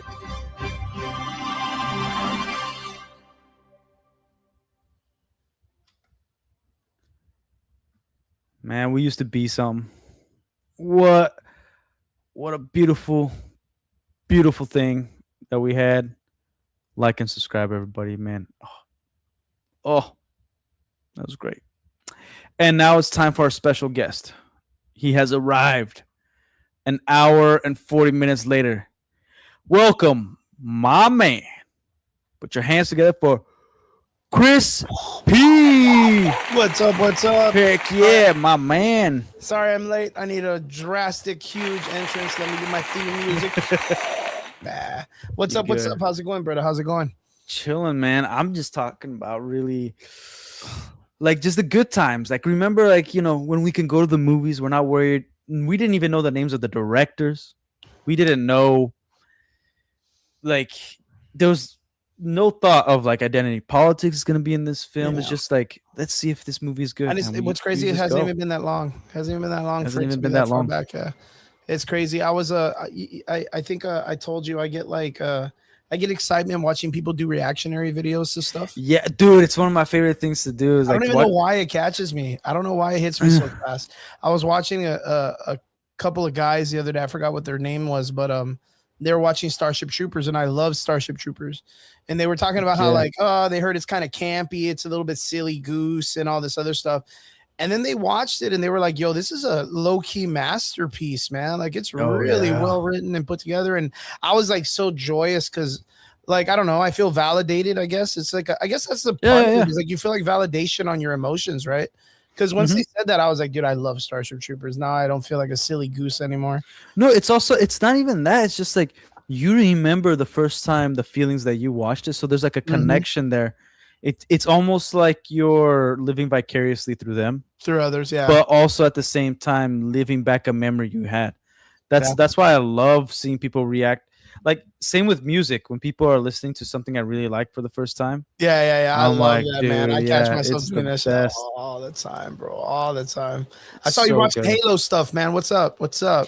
Oh no, so it was an older video somebody put together. The difference between the thinking of like the guys that were creating the Halo at 343 Industries versus the thinking at Bungie. Yeah, You that's a know, good point. and at Bungie, it was all like, is this going to be fun? It has to be fun before it's pretty. Is it going to be a good story? Like, are we treating the fans correctly? And the other one is all about like, it's all about feelings. It's all about like, message. how can we be more competitive versus other games? It's like, how can we put our stamp on this? Had nothing to do about the fans. Yeah. You know, I mean, that's the biggest fear for Gears of War right now. That's the biggest fear for Gears of War. Gears of War is about to drop E-Day, and there's already so many people kind of in and out and complaining about it that they think it's going to be like the woke garbage that they've been putting out. And you know, it's you kind of feel like, in my opinion, it feels cliche to keep saying it, like woke garbage or woke or this is woke. It sounds cliche because it's challenged every day of the month by some group of people that's like, well, now I feel inclusive. And it's like, well, again, you're jumping into something that was a masterpiece. You're hijacking it because you need to be relevant inside of it, and you're not. I made a point earlier on stream of like, one of the reasons why we have all this crappy storytelling, especially on IPs or an adaptation, right? Mhm. Is because before, like, it's because of physical media and the death of it. Because if a movie didn't perform well at the box office, then you can make your money back from like Blockbuster. Yeah, You can the make your sales money and stuff. back from Rentals the and sales of DVDs, Yeah, right? that's a good point. And so then people in Hollywood, they were more likely to put out their own story, their own creation, instead of hijacking something. Mhm. And so what you kind of saw it, like, aside from the people trying to push an agenda, identity politics, whatever that is, it was people are like, I have this story, but nobody in Hollywood is going to be willing to take it. So let me just steal Superman and add this story add that it has to their- nothing to do with Superman, but I got to keep some Superman elements in it. But this is my original story creation type stuff. Yeah. And it's like, well, you've disrespected yourself and everybody who's a fan of Superman. Yep. Like, there's no honor in this. It's just like Hollywood is only investing in IPs because it's already proven that it's going to do somewhat well. Yeah. Because you don't have to work hard. You don't have to work hard. It's already embedded in society. It's already worked its way up the thing to become part of the streamline and the pipeline of society where, you know, it's like if I was to go and, you know, we were talking about this the other day where it's like, if I just go make a Winnie the Pooh movie, I'm just expecting everybody to like it because it's going to be Winnie the Pooh and it's such a household name, which is, I think the fear was, what was it? Batman that was coming up in Superman soon. The next couple of years, people are like, man, they got to be scared out of their mind with that shit. Cause you know, you're going to have everything just tearing it up and everybody's going to clamor at it. And they're going to, well, it's James Gunn. Like, he's not proven. Like, look, the Lantern show came out. Derpy came in here for like 2 seconds. I bet you hated it and then left. And I before I could like answer, I was like, no, I don't hate it. I don't think it's that great. I do think it's decent, but I can't say did the you whole. get to watch it? Yeah, I got to watch it a little bit. You've done more than I have, man. I don't even trust it to watch it. It's okay. The thing is, it's the best thing James Gunn has done for the DCEU. Okay. It's the best thing under James Gunn's DCEU. Yeah. Okay. So at least it has that so far. Now, they disrespect Hal Jordan like crazy. There's some things that I was like, man, I don't believe that would ever happen. Yeah. Like the Jon Stewart bangs a grandma, and I heard about she that. acts like she's like hot stuff, right? Huh? The chick's like a 6, yeah. Dude, like more like a 5, dude, at the she's the like most. super- And she acts like she's the hot one when it's like, dude, the actor that plays Jon Stewart is a good looking dude. Yeah, he's a good looking dude, man. You can't like that. that is one step too far of like Yeah. the suspense of disbelief, you know? Yeah. Like But I can believe magic rings. I can't believe that. Yeah. You feel me? Yeah, I know. I 100% agree. So like is he just like low hanging fruit in it, or what? Like, is it just a chick at the bar and he's like, I'll take one for the team, even though no one's really playing this game? It's what he's into. Old chicks? Yeah. That's like that's how it plays out. Like he as a character is into old chicks. he's in a hot girl. She's like 19 looking. Dude, freaking this is nothing to do with the comics. It's nothing to do with the animated series. It's nothing to do with nothing. This is their own thing. They kill off Hal Jordan, like the leak said, first episode. Gets a bullet to the head. I kind of feel like it's not going to be him. Like, it doesn't make any sense for them to kill him off. No, it's more like they're building to Parallax, or not. They're Yeah, not building to Parallax. Like, they're that, just gonna, they're just gonna do Parallax without building up to it, which is a mistake. Yeah, they're going to be like, oh, he's already Parallax right now, as we And speak. it's very True Detective, man. It's very True Detective. I never saw that show, so I don't give two shits. It's a good show. Is it? The first season. It's a good. Unless they make it with fucking Green Lantern. So, again, it's. Well, for me, it was the part that I really didn't give two shits about was the Watchmen, the guy that made the Watchmen. He's gonna make it about race, or he's gonna make it about. Oh yeah. It's gonna be about since it's aliens, it's gonna be about illegal aliens or. Oh yeah, there was a line in it that instead of like an alien invasion or something like that, like this loser said, colonize.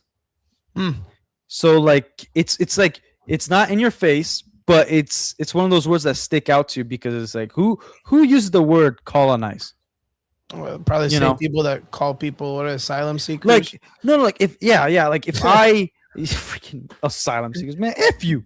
Well, fuck, Like- I live 45 minutes from the fucking border. I go over there to get fucking medicines and shit. Everybody out there's just working. There's no fucking war to be asylum needed. Yeah. There's no war in Mexico. People are fucking hanging out doing there's fucking Comic Cons like right across the border. You're gonna tell me fucking Iraq and Iran in the middle of a war zone or fucking having comic? You see Ukraine having Comic Cons? No, bitch, it's a war zone. Like it's just like it's it's just asylum. the Lantern show is a husk of what lanterns are supposed to be. It's all completely different lore. If it wasn't a Green Lantern show, you could probably say it's a really good show. Like so far, like it's a great pilot of a show. That's good. Right? That's good. Like it's fun. It needs It has elements of like your interest, but for the comic fans, it's not great for Green Lantern fans. Nothing they have put out anything is comic book worthy. Again, if Supergirl was part of the Guardians of the Galaxy, it probably would have worked. But too bad it was Supergirl. You know what I mean? Like if it was But a fucking Adam Warlock James Gunn movie, it has would've done worked. so many great things. Scooby Doo, all three Guardians of the Galaxy movies. Like he's got a resume. He's got a resume, Yeah, and but he it's just fucking- like he keeps deciding to put out things that are either disrespectful or just straight trash. Like the Lanterns, it's like, okay, this is the best thing you've done. I'll give you your accolades. Tom King is definitely a part of this. You could tell Tom King's stamp on it. Mhm. But yeah, man, I recommend you watch it. The first episode. I can't say like the rest is gonna be freaking a masterpiece. I'm But just the gonna first fucking- episode is like, all right, like, hey, all I'm gonna do is just guess. I'll get like the first episode is enough to be like, I'll definitely watch the second episode for sure. Okay. Let me see where so you this feel like goes. you're gonna watch the second one? Oh yeah, for sure. I'll be like, Sweet. all right, yeah, hey, there's something Sweet. to it. Derpy should take that as a Yeah. compliment that it's not fucking horrible. Again, if what we're getting in this first episode is like solidify, like this is actually what happened, then it's gonna be trashed by the end of the season. You have to watch it to like understand what I'm talking about. I if you can, dude, just take a chance and watch it. I'm not recommending it. I'm just saying. Do your due diligence, Chris. You're a yeah. podcaster and you do reviews. No, I had to do Ironheart, and that was way more than enough. Oh, dude, Yeah, no. that was way more than okay. enough. I could tell you this is better than Ironheart for sure. Everything, dude. Fucking me getting fucking needles shoved into my wiener is probably better than Ironheart. This is like, 100%. yeah, dude. Ironheart was so bad, and then for it to be again, man. Like, I I'm a simple fucking creature. I can walk outside in the rain and be happy for months, dude. All I want to see is something that makes sense. And if it's the one thing that already pisses me off about the Green Lanterns is you cannot take children to watch it.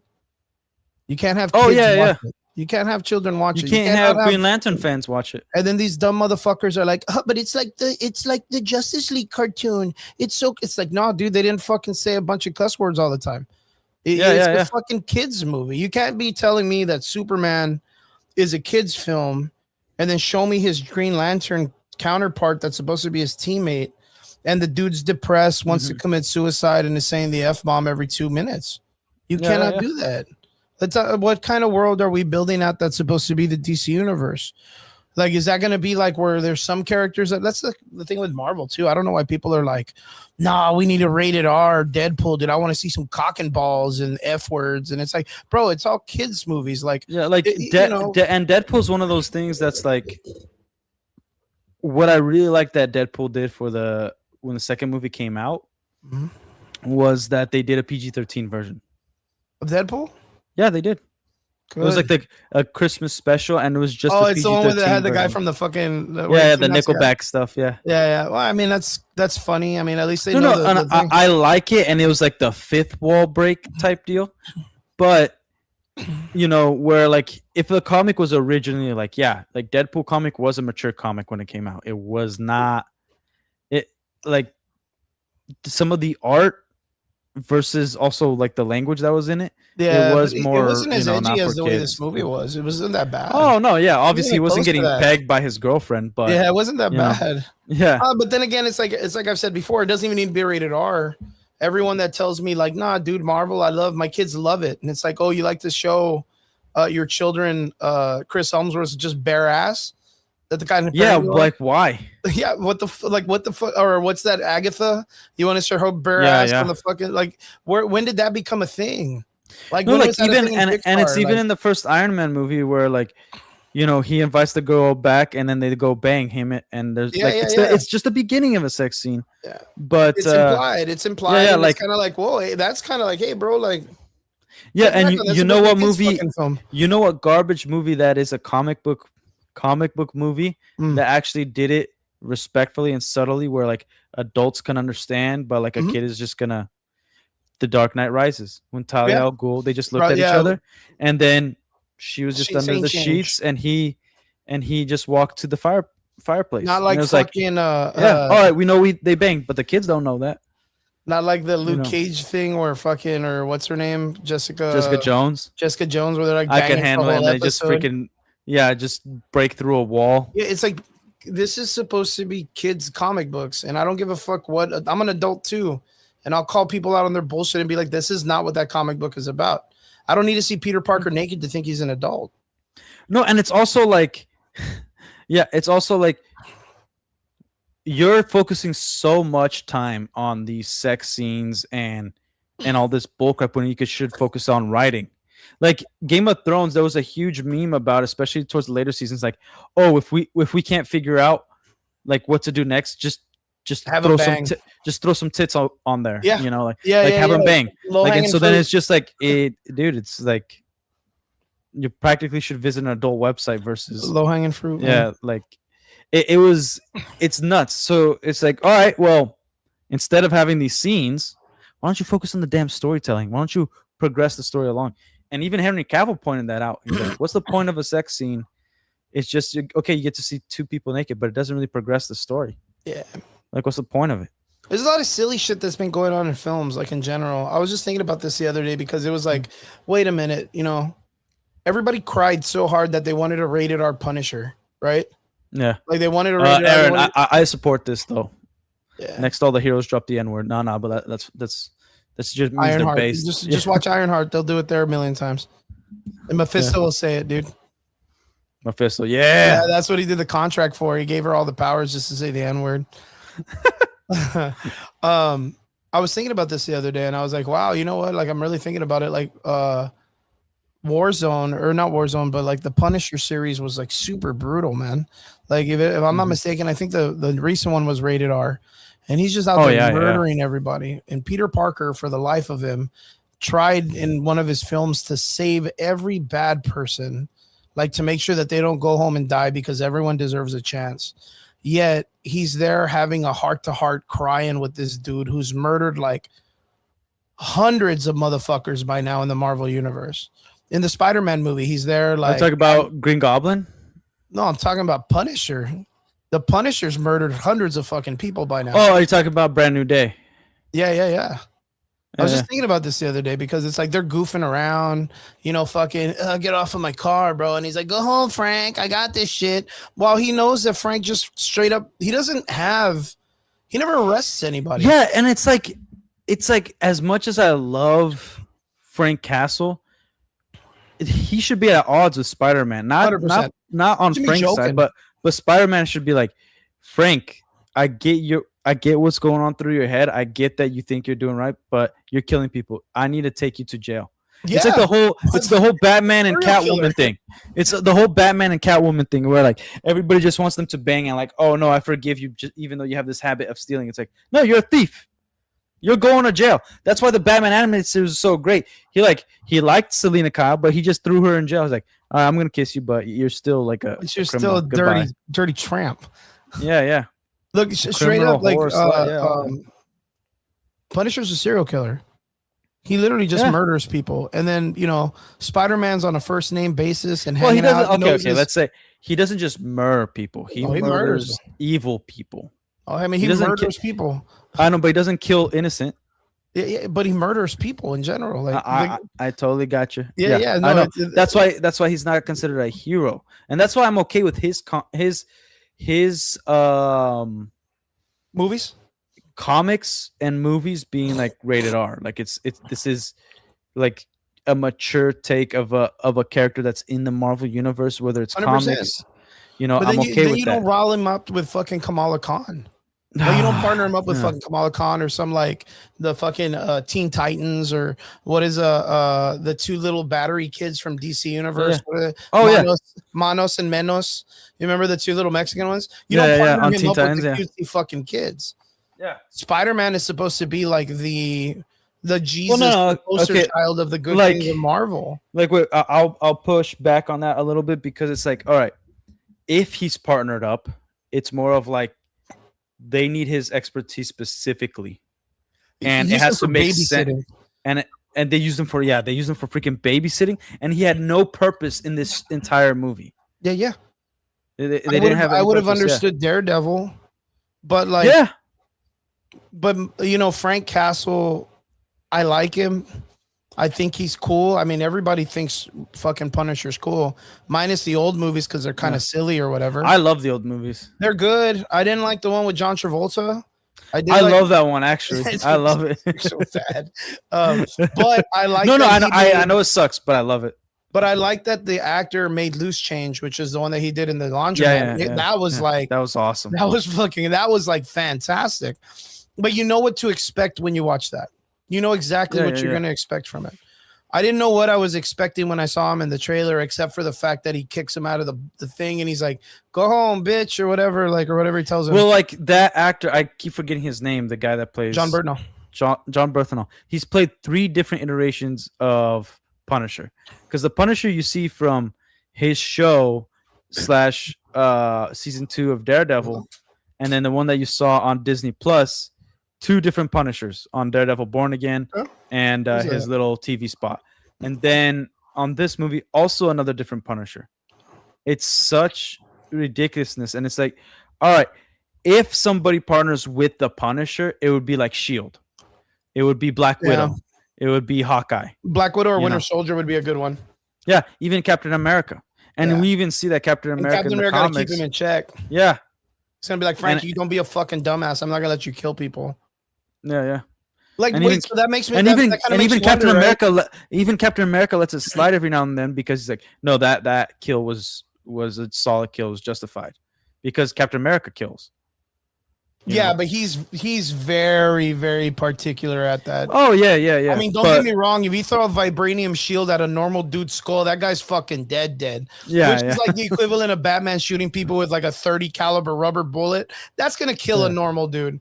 Or what was the one Man of Steel when he's like flipping cars over and he's shooting them with a gun and it's like, I have a no kill roll or whatever. You're like, dude, you killed everyone in that car chase. Like, what are you even talking about, my guy? Like, there's cars exploding with people in it. Like, they're dead. You mean Batman v Superman? Yeah, the funny movie, the silly one. Do you bleed?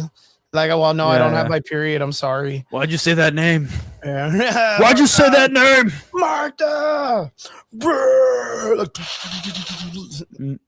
Yeah. It's like no guns, and then he shoots like a And then he freaking shoots them, right? machine gun. Yeah. And then he's like, yo, I have all of this money. I've spent trillions of dollars on kryptonite. Let me make a fucking spear. Why would he make a spear? He's not even Aquaman, bro. Like, make some brass knuckles, make some, cool. You made your bullets, or Well, that's also the point. Like, the point is, like, they don't know what is a hero no more. They don't know like why heroes partner up with certain, like why there's team ups. They don't know this stuff because they think like a hero is somebody who takes a mental health day and won't protect the public because the police have got it. You know, even though he knows that she has 2 children and he has the power to make sure that she could get home to her kids. Or Frank Castle is going to be like, don't worry, Spider, I got it, you fucking homo or whatever. I'll go take care of it with the gun. You're like, oh, thank God the Punisher's on it. Thanks, Frank. And he's going to kill everybody, bro. Yeah. So and like, again, it's back to like understand that first of all, Hollywood doesn't have any morals. They don't understand what's good and what's bad. Yeah, I heard in the fucking Lanterns, the guy shoots his kid or whatever. Yeah, fuck him. Dude, it's oh man, there's issues. Like the level, the sense of morality that these people that are writing these properties have, it is insane. Yeah. Like they don't understand. And like that's the point of like this conversation is like, it's like, when are we going to finally have somebody we trust? The only person I trust to go watch, like for the first time, like I know I'm gonna have fun, is any movie that Henry Cavill is gonna be a part of. Not that I know it's gonna be well written, because like the Ungentlemanly Warfare was fun, but it was not well written. Yeah. I just know that I'm gonna have some level of enjoyment when I go watch this because Henry Cavill's in it. Because I know he cares about the lore. I know he cares about doing what's right and making something proper for the fans, not for himself, not for his peers, but for the fans. Right? He's gonna get out there and do it right. And again, I don't even know who the director of Highlander is. So that like brings me like that nostalgia of like back in the day, we didn't know who was directing what. We just knew an Iron Man movie was going to come out. Freaking awesome. And we went to go watch it and it was great. The third act sucked, but it was still great. We got to see Iron Man on screen. You know what I mean? Mm-hmm. And it's not just about degeneracy. It's also about, man, like we don't know if they're going to shove any politics, if they're going to. So like you go to the theater experience it really like with your tail between your legs. You're like, hey, like I'm taking a gamble here. Like I can't, even in kids movies, like the new Toy Story movie, I can't in good conscience take my kids to watch any movie that comes out because I know what kind of bullcrap is out there. Yep. To trust like this is going to be a good movie experience and it's going to be my first time watching this movie too. No, I have to go spend the ticket to watch it, to see if it's worth it. And then I'll take my family. And so far that hasn't happened. Even with Brand New Day, I don't want to take my kids to watch that. Yeah. And my son loves Spider-Man, dude. And I just can't take him.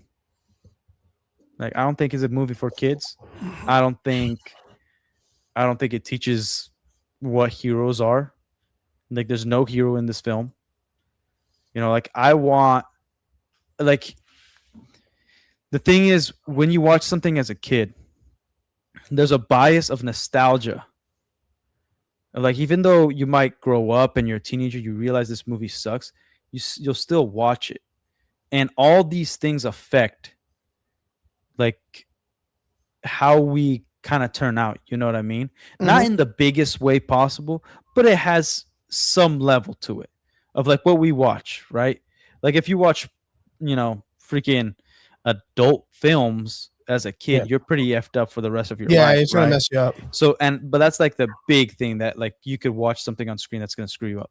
But when you watch a hero on screen, you kind of understand what that hero is trying to say the more you go. And even though it sucks, you might still go back and watch it just to get that nostalgic feel. So like I'd rather have Spider-Man, Sam Raimi Spider-Man at the movies, and my kids see that because that's what a hero does. Yeah. And It still has a hero's and then journey. like when they grow up, they know it's still a good movie. They watch it and still have that feeling like I want to be like that. I don't want them to be like Tom Holland Spider-Man, where it's like, hey, with great power comes time to relax at times. Then when you want to, you can fulfill your responsibilities. It's crazy that they remove that motto You know? and it changes the whole dynamic of the character, right? Isn't that nuts?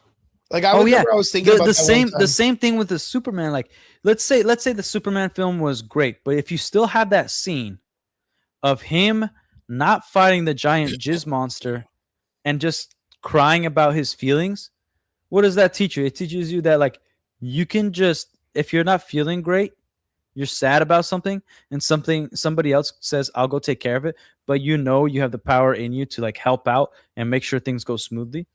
It's okay for you to chill out, right? and cry Little Captain and like talk America about and your Doomsday. feelings. Yeah. Doomsday during the Fantastic Four thing.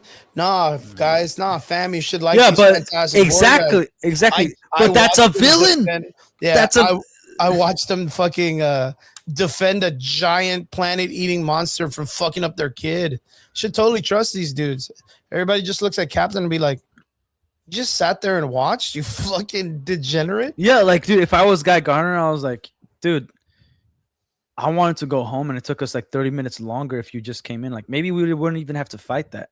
Yeah, you could have just came in It's and like punched it's it, it's bro. like that thing of like if like you go to somebody's house and you're like, oh, let me wash the dishes. No, like no, it's okay. Don't worry, it's my house. I got it.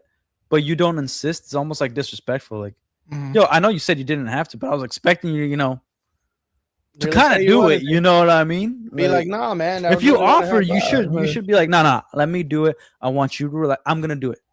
It's no disrespect. Like let me do it. I want to do something for you. Okay. But then if that person is really like, no, this is my house. I'll wash the dishes. I want you to relax. I'm the host. Okay, cool. And I punch you in the mouth. you Get the know. fuck out of my kitchen. And you get like, what the frick is your problem? Which I get, like, there's a limit, but it's like, oh yeah, they got it. They're Yeah, more so than capable. I really wasn't interested, and I'm still not interested in this Green Lantern bullshit. I'm not interested. I think it's more of like, oh, I'm intrigued of what this is gonna play out, but I'm not interested in it as a fan. I'm just like, I've watched the first episode. It was enough for me to like, let me see where the second episode takes me. Yeah, But I'm still have 1 foot behind. I just don't of, need like, him doing some secondary character better than the original character. Oh, they Superman, they should've do done. that. They do that. Yeah, I don't need that shit. And yeah, for them to be like, again, as comic book fans, we know that Hal Jordan is like the living embodiment of what the core is supposed to be. Like, I get the idea of creating some type of turmoil that the character can be broken and then he builds back and all this stuff. So that's why I don't think he's dead. I think it's a ruse. I think it's going to be like one of the aliens took his body and is a double and got shot that way. You're more hopeful than I am, dude. Yeah. But I think it's going to be that way. I think it's going to be where the Hal Jordan character kind of faked his death. And he's out there somewhere trying to play possum until the right time, which is a good writing strategy or whatever. But yeah. But yeah, like I said before. Oh, Toy Bounty Hunters was here. I didn't even see it. What's up, baby girl? Shit. You see, Yeah, he's probably here during the Halo stuff. Yeah, I don't know, man. I don't feel intrigued. Derpy's gonna come out here and be like, "Nah, it's because you're a hater." And I told you he did like a whole stream about talking about how Marvel's biased, and I'm like, how can a company be biased if they already have so many years of working and they're just doing this like, well, we're gonna hire all these new edgy kids to write our material, and then they just get fucked over. Well, that's what James Gunn is. He's the edge kid. But he's never done anything. He hasn't solidified himself. He doesn't have 10 years Well, of no. experience. Like, look, giving us something. James Gunn. Again, it's kind of the same thing as Zack Snyder. They look like they would be the guys. Zack Snyder looked more like he should be the guy for DC more than James Gunn should be the guy for DC. You know, because he did the Watchmen movie. He did a lot of comic movies that were like great. You know what I mean? Yeah, well, we saw him do Watchmen, and then we saw James Gunn's homie do Watchmen. And it's like, which one would you want?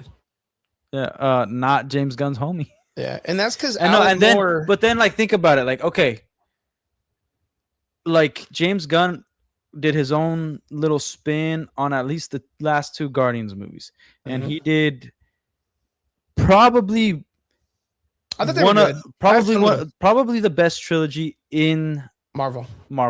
Yeah, I liked it. Okay. I enjoyed it. So it's like, man, okay, like he's the guy. Like, and then for him to quell expectations because we all assumed someone was gonna die, and then no one died. Yeah. And we weren't disappointed with it.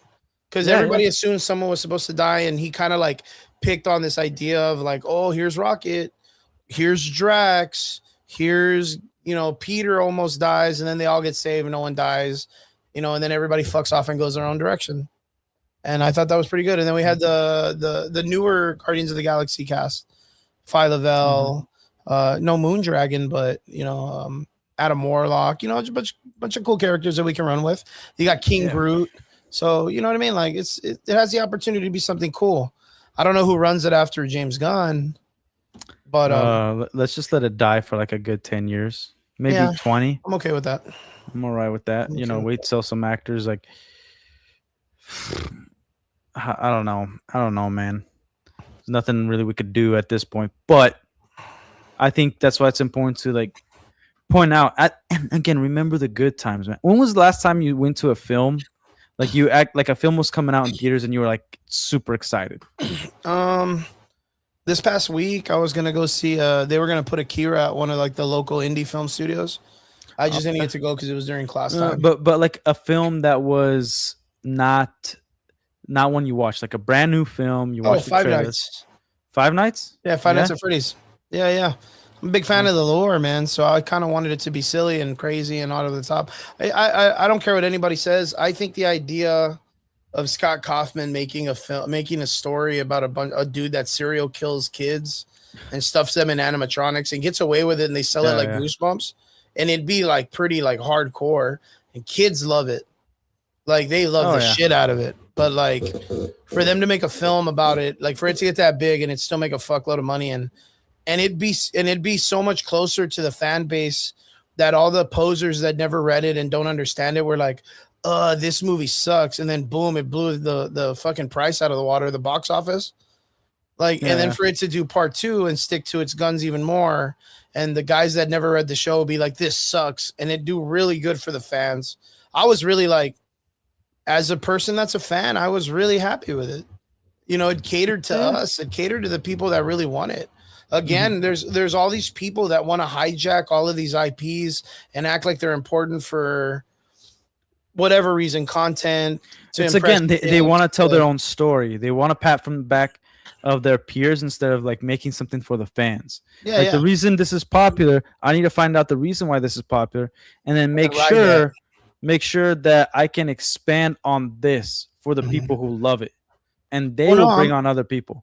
I'm just talking about like the people that disagreed with it, like that were like, nah, this is stupid. Like I don't know why anybody likes it, and it's like, good. I'm glad you don't because you're a fucking phony. I don't even know why you're watching the fucking movie in the first place, acting like you knew it. Like that was the crazy part. Is there was so many fucking like posers? Posers. Yeah, I was just like, well, like that's what happens in Marvel. Like every time a character comes out, and all like, these experts come out of the woodwork, Yeah. and it's like, dude, you didn't know this character until it was like announced, and then you just Wikipedia it, and you didn't buy the comics. You didn't. That's like 80% of these people that are talking about Doomsday being like this G that no one ever read comics about. Like I tell people all the time, I'm like, other than Secret Wars, Robert Downey Jr. did that. He was like, I'm like, he had the comic book on Instagram, like prepping, doing homework for the character, and it's like, Doomsday's not in that comic, dude. Yeah. He's just on the cover, you bastard. But But that was the same thing with, dude. I remember fucking like it was yesterday that someone was like, "Oh, did you hear like Kang's the new bad guy in the Marvel universe?" And I was like, "The fuck, why? Like, why? Yeah. Why would you want Kang?" Because even like it wasn't until like 2015 that they finally gave us like a solidified story of what Kang was in the Marvel universe. Yeah. Beforehand, he was just this silly goose Saturday morning cartoon guy that would pop in and be like, hey, I'm the master of time and you stole my chair. And then he would, then someone would be like, well, what if I just change the dial back on my watch? And he's like, no. And he disappeared. And you're like, the fuck was that, dude? The fuck was that? Was I tripping? Am I doing shrooms? Like, what was that purple guy? Why is his face purple? You know what I mean? And then all of a sudden, oh, Jonathan Majors is playing Kang. Oh, fuck yeah, dude. It's like, oh, Kang, he's so strong. And I was like, where? Where are you guys getting your information from? I read comics and I don't even know where this is fucking from. Kang is dumb. From Kevin Feige's butthole, dude. That's I am so happy that Jonathan Majors, like, I guess, assaulted someone or whatever. The new rumor I keep hearing about is that Kevin Feige is kind of on his way, or not Kevin Feige. I thought Kevin Feige. I thought I heard a rumor of Kevin Feige on his way out, kind of deal. But I know Dave Filoni has like 3 years left, tops. If it would be funny if for Dave Star Wars, Filoni took over for maybe, Favreau or for Feige, and since Favreau's taking over that'd be weird. For what's her face Kennedy in Star Wars. Who knows? Maybe that would be a better fit, dude. I don't know. Yeah. They actually get two guys that understand at least more of the IP than the original retards. Yeah. Maybe. You know what really upset me? Kathleen Kennedy, because she was there during like dude, the she was there for all of it. it. She was there for Indiana Jones. She was. You know what she reminds me of now? For E.T., all of it. You know what she reminds me of? The fucking villain in Player Ready One or Ready Player One. Yeah. That she reminds me of that dude, the villain, because she was just like the chick that got everybody coffee. And then she acts like she was super fucking important back in the day. And then she takes over. That is Kathleen Kennedy. It is if you break it down. Let me put this idea, and they're like, that's not what this game is about. And like, huh? But what about the money?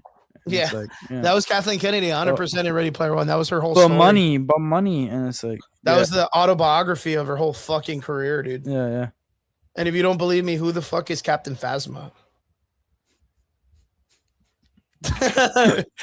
It's my favorite line when someone was like, bro, Star Wars is almost fucking perfect. And I'll be like, oh yeah? Who's Captain Phasma? And they're like, the chick in the Mandalorian outfit? And I'm like, no, bitch. Yeah. No, the head stormtrooper. Yeah. The Chrome Dome. Yeah, but what is she? Like, what's her... Just a chick. What's her shtick, dude? Like, what's her... Why is she against Finn? Why does she have the staff and not a fucking taser? Like, no, she has a gun up her ass. But it's like it's crazy because I kind of always thought that they were gonna kind of like when they did the retard. What was the fucking Skeleton Squad or what's the stupid ass Skeleton Crew? Is that the one with the stormtroopers that are all like different? Like they're like the B Squad? No, that's on Ahsoka. The Ahsoka show? I don't know.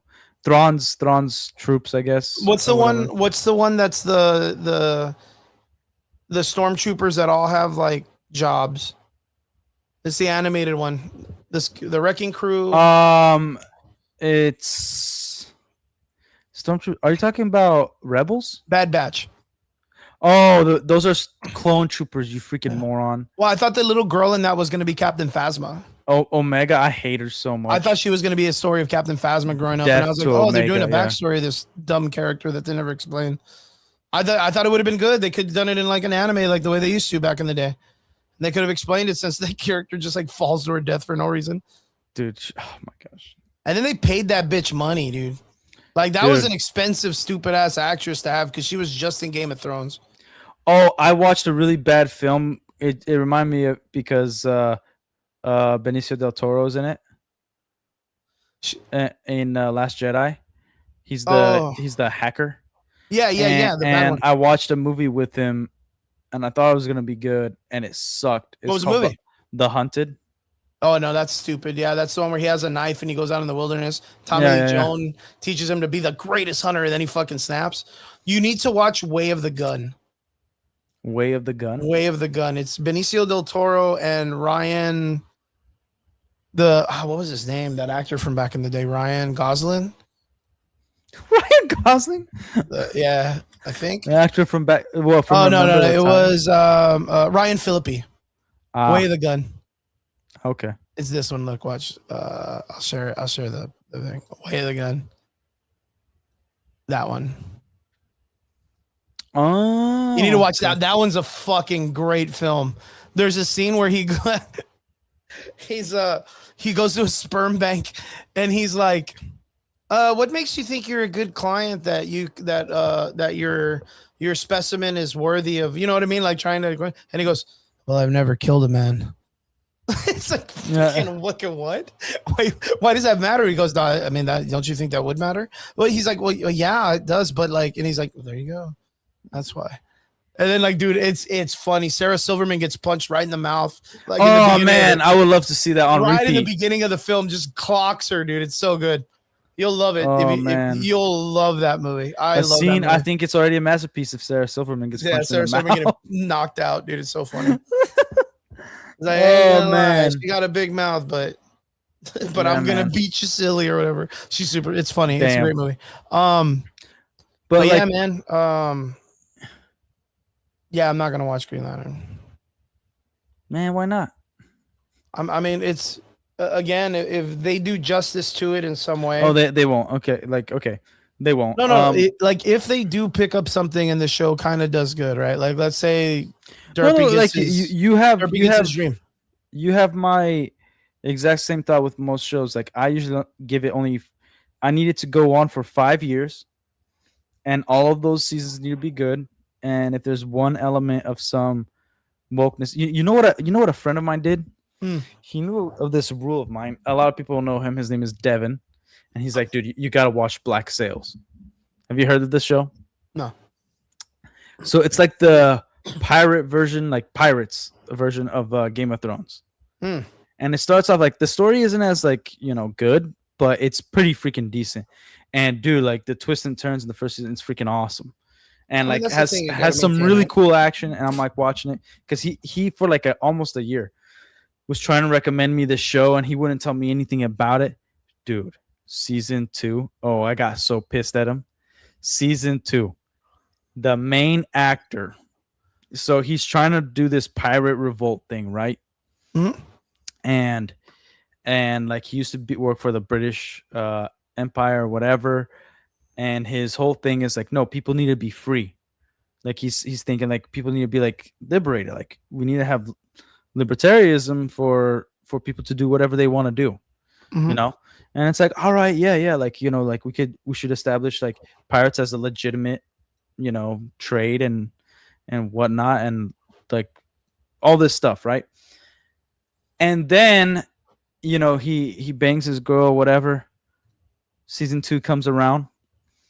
He's like and he was kind of mad at it and stuff, and like his girl's in secret, and then they do this whole thing where like you don't know what's going on, and then he kisses a dude, like the manliest dude out of the main character, and then like his whole point of like, and a part of his character is that like he like F's him, and like it was because and like the way they did it was like he's kind of bi, but he's always been more connected to men, but he has anger issues because of his suppressed gayness, and that's his whole motivation for killing his best friend and like lying to his crew and like doing all these, because you thought like he was doing all this stuff to protect the cause, but no, he's doing all this stuff because he's angry that he can't shove his dick in somebody else's booty hole.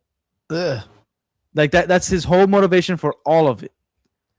And it's like, what the freak? Like the turn, it just like it became a completely different show. And there was still like good things about it, but like I just ended it right there. And then I called him, and my friend is just laughing on the phone. That's just fucking laughing. wild. And I'm like, I hate you so much. Because he's like, gotcha, dude. And I'm like, so Black Sails, huh? And this is how it went. The phone call. I'm like, Black Sails, and then you just hear him over the phone like like that. Well, I hate you so much. He made you watch because no, like none of it made sense, and like he grabs him by the shoulder like it's supposed to be like some loving, caressing thing, and he just like looks at him, and then they just start macking out, dude. It's like if you watched a UFC face to face, and then they just calm down and just start like tongue kissing each other, like, and like nobody stops it. That's wild. Like it was nuts. Don't watch Black Sails. That's a ridiculous show. It's yeah. Yeah, I was gonna watch it. So you should watch it. I know you'd like it, Chris. Me? Yeah. Yeah, probably. I mean, I can't even watch the Green Lantern without getting a boner, dude. I don't even know what you're talking about. Yeah, I'm not gonna watch any of that stuff. Yeah, I don't find, and then that's the other thing too. Like, I don't like crime shows. Like, I don't like crime shows. I think they're all fucking stupid. Like, it's always like Ice-T or Ice Cube or LL Cool J, like solving some stupid ass. Well, 1 second. crime. Sorry, this is just funny. Welcome, Cat McNeff. That's crazy. Because the McNeff was one of the Matt McNeff is the guy that called me to threaten to sue me like a month or two ago, and like there's been these kind of like parody accounts like using their faces as a as a character, and so it's awesome. I like it. Good job, man. Yeah. Cat McNeff. Yeah, Cat. Their last name is McNeff. But fool, like, oh man, it's just that I wanted to. It's funny because it's really hard to talk about the good times when we keep remembering, because that's the point of the stream. Like this particular stream, like it's so hard to remember all the good stuff because we know where it leads to. All these bad movies that we see. But one of the good things about some really good masterpieces that it don't matter, like Lord of the Rings. It don't matter how much they try to destroy it.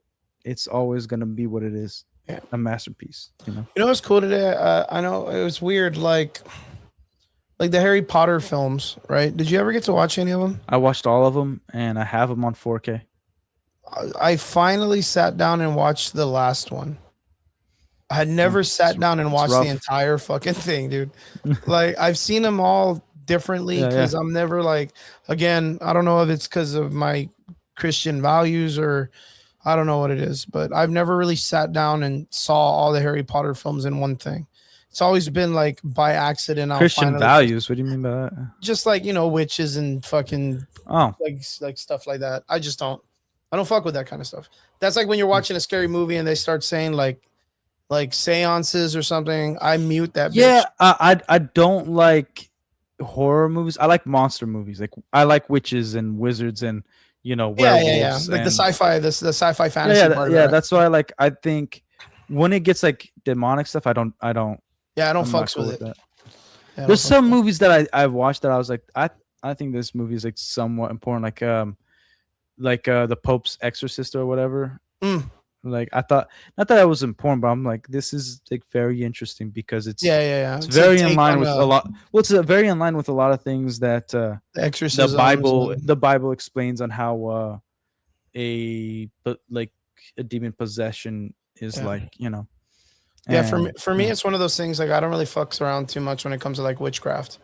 So even someone telling me like even them installing it into Star Wars.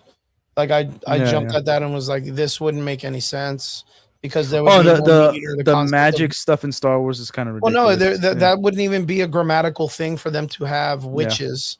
Like the concept of the word witches would make zero fucking sense because that's not a real thing in that world. Constantine's amazing. Yeah, you're absolutely correct, but he's a piece of shit. Constantine's a huge piece. That's why he's supposed to go to hell. Yeah, that's why he's. They used him so stupidly and funnily in the Keanu Reeves Injustice. No, Keanu Reeves was amazing. Keanu Reeves is amazing because they kind of like they brought him down to earth. They realized like they made it more realistic as a concept. Yeah, they grounded it. And I think it was awesome, so cool, like the way they did it because it took away all the extra bullshit that they used, like again in the Injustice storyline with him fighting the fucking dad of Raven, forgot his name, and someone else. I forgot who else they fought. But yeah. I feel you. But what were you saying about Harry Potter? Oh, I've seen him in like different sets, but I've never really had the opportunity to sit down and watch 6 and 7, right? Mhm. And today I finally sat down and saw 7, even though I could have seen 6, but I couldn't remember which one I saw. Yeah, So I saw the opposite one, which was today's 7, but I had seen that sort of. But it was cool. Like, you know, I sat down and I was like, wow, like this is, I mean, I understand the film. I understand where it was going. I know the story and the lore. Like, it's not a bad film. Like, for this to be the conclusion, I know it wasn't like really crazy or whatever. I think it but- could. I think they could have definitely done a better job. Well, they for could have. sure. They could have gone bigger. But Look, by I think the they kind of made themselves closed-minded towards the end of like, no, they if there's simplified if, it. no, I think if they thought like this, oh, if there's a 7th book, we need to make it the 7th movie instead of like, no, look, we have, and they did do the part 1, part 2, Deathly Hollows thing, Mhm. right?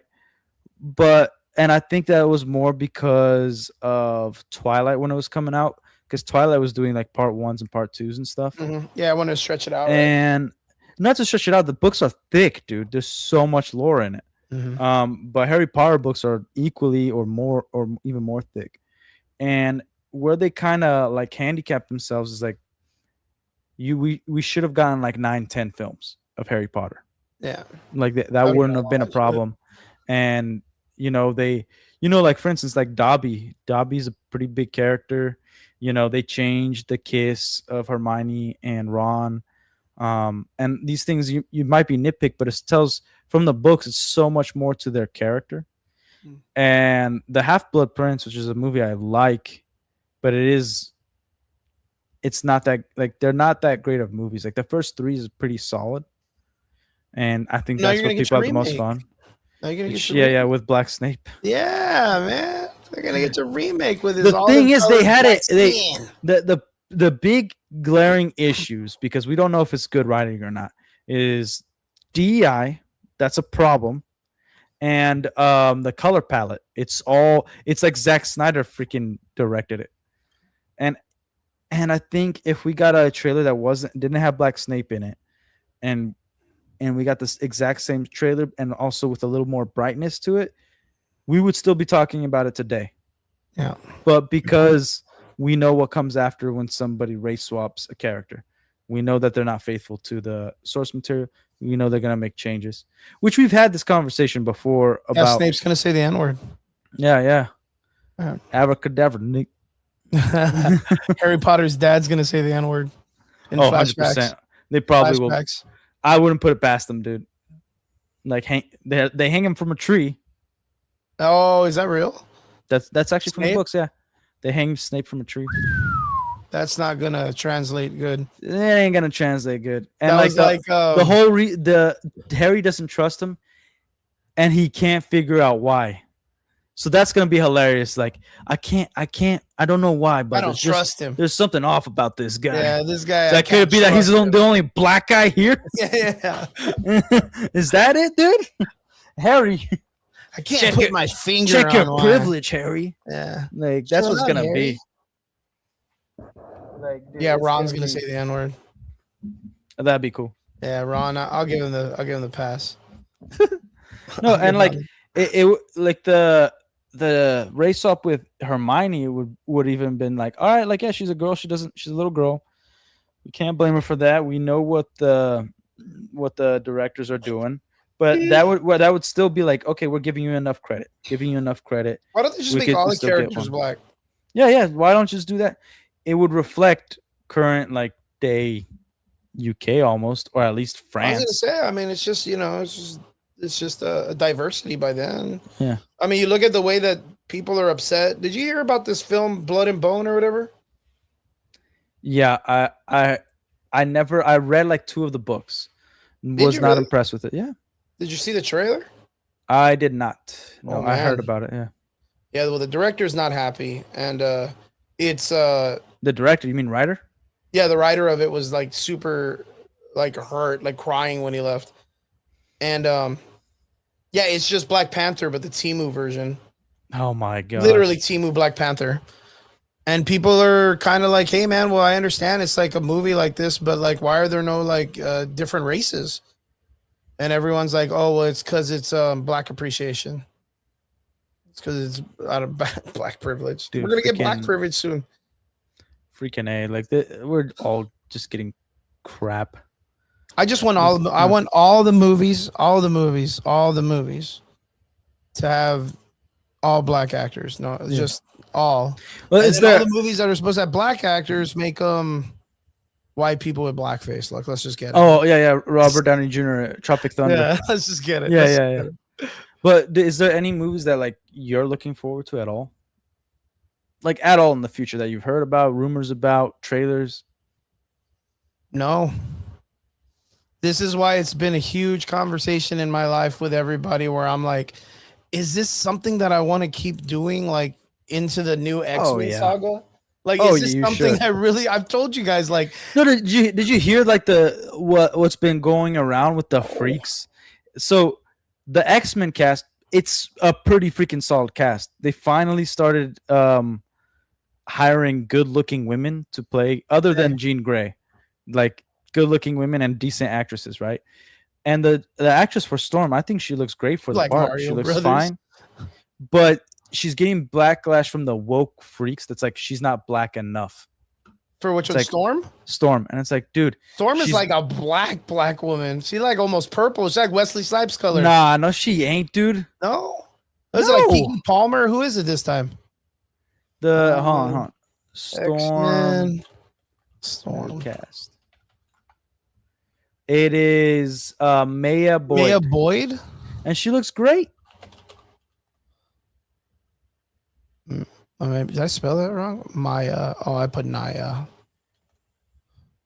She Maya looks Boyd? great, dude. Yeah, And yeah. she's not black enough? That's what the freaks here. I'll share it. That's what No, freaks I are can saying, dude. see her. Isn't she like the same complexion as the girl that plays that Danvers chick? Or No, the other she's, stupid she's chick? darker. She's She's than darker her. than Halle Berry, and nobody was mad at that. Like, look at her. Yeah. Look, dude. Oh wait. Oh, sorry, I didn't even She's add so it to the pretty stage. too. Yeah, like look at her. She looks Pretty great. lady. And she has looks very like that, pretty. like The Naomi flow of hair. Campbell, Yeah. like the Naomi Campbell look to her. Yeah, yeah, That's like just natural beautiful, beauty. man. Yeah, yeah, and like there was some freaks like, oh, she's not black enough. I'm like, dude, she's gonna look great, and she's actually an actress, so She's she's fantastic. She, She's you know, she's gorgeous, gonna man. perform well. Yeah, and it's that bull crap of like, oh, we have like it has to be like freaking midnight black.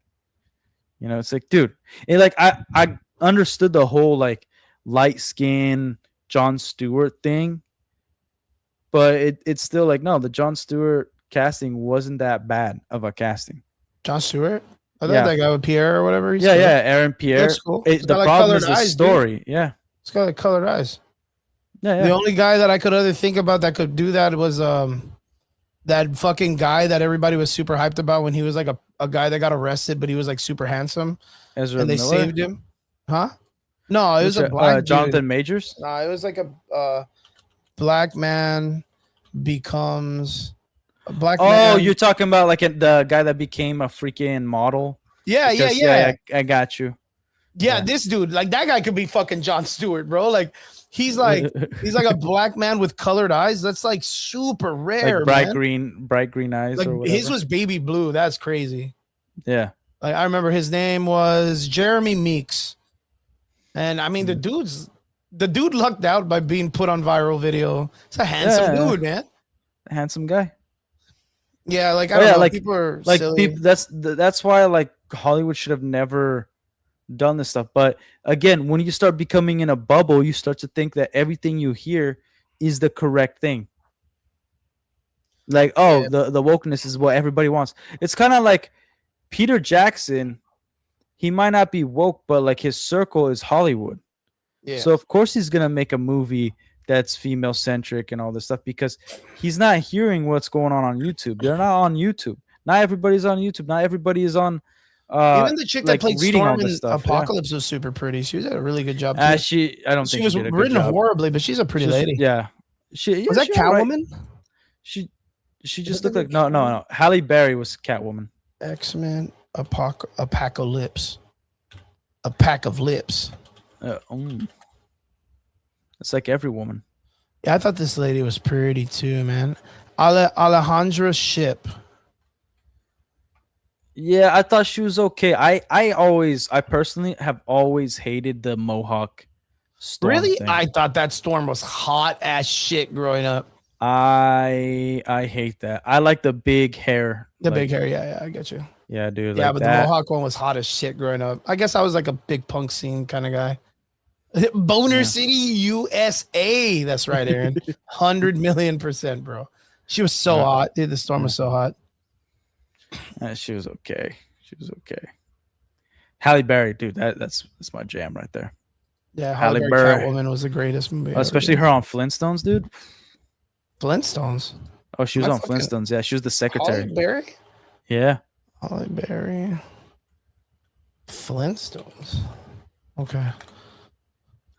Oh, yeah, Peter she was Jackson stupid, started yeah. with horror movies, and that was great. Oh, yeah, but she Peter was hot. Jackson is gonna make crappy movies from about like Lord of the Rings stuff. The War of the Rohirrim, he's the one that blessed that thing, and that was terrible. Halle Berry. Oh, she was so pretty. She still is pretty.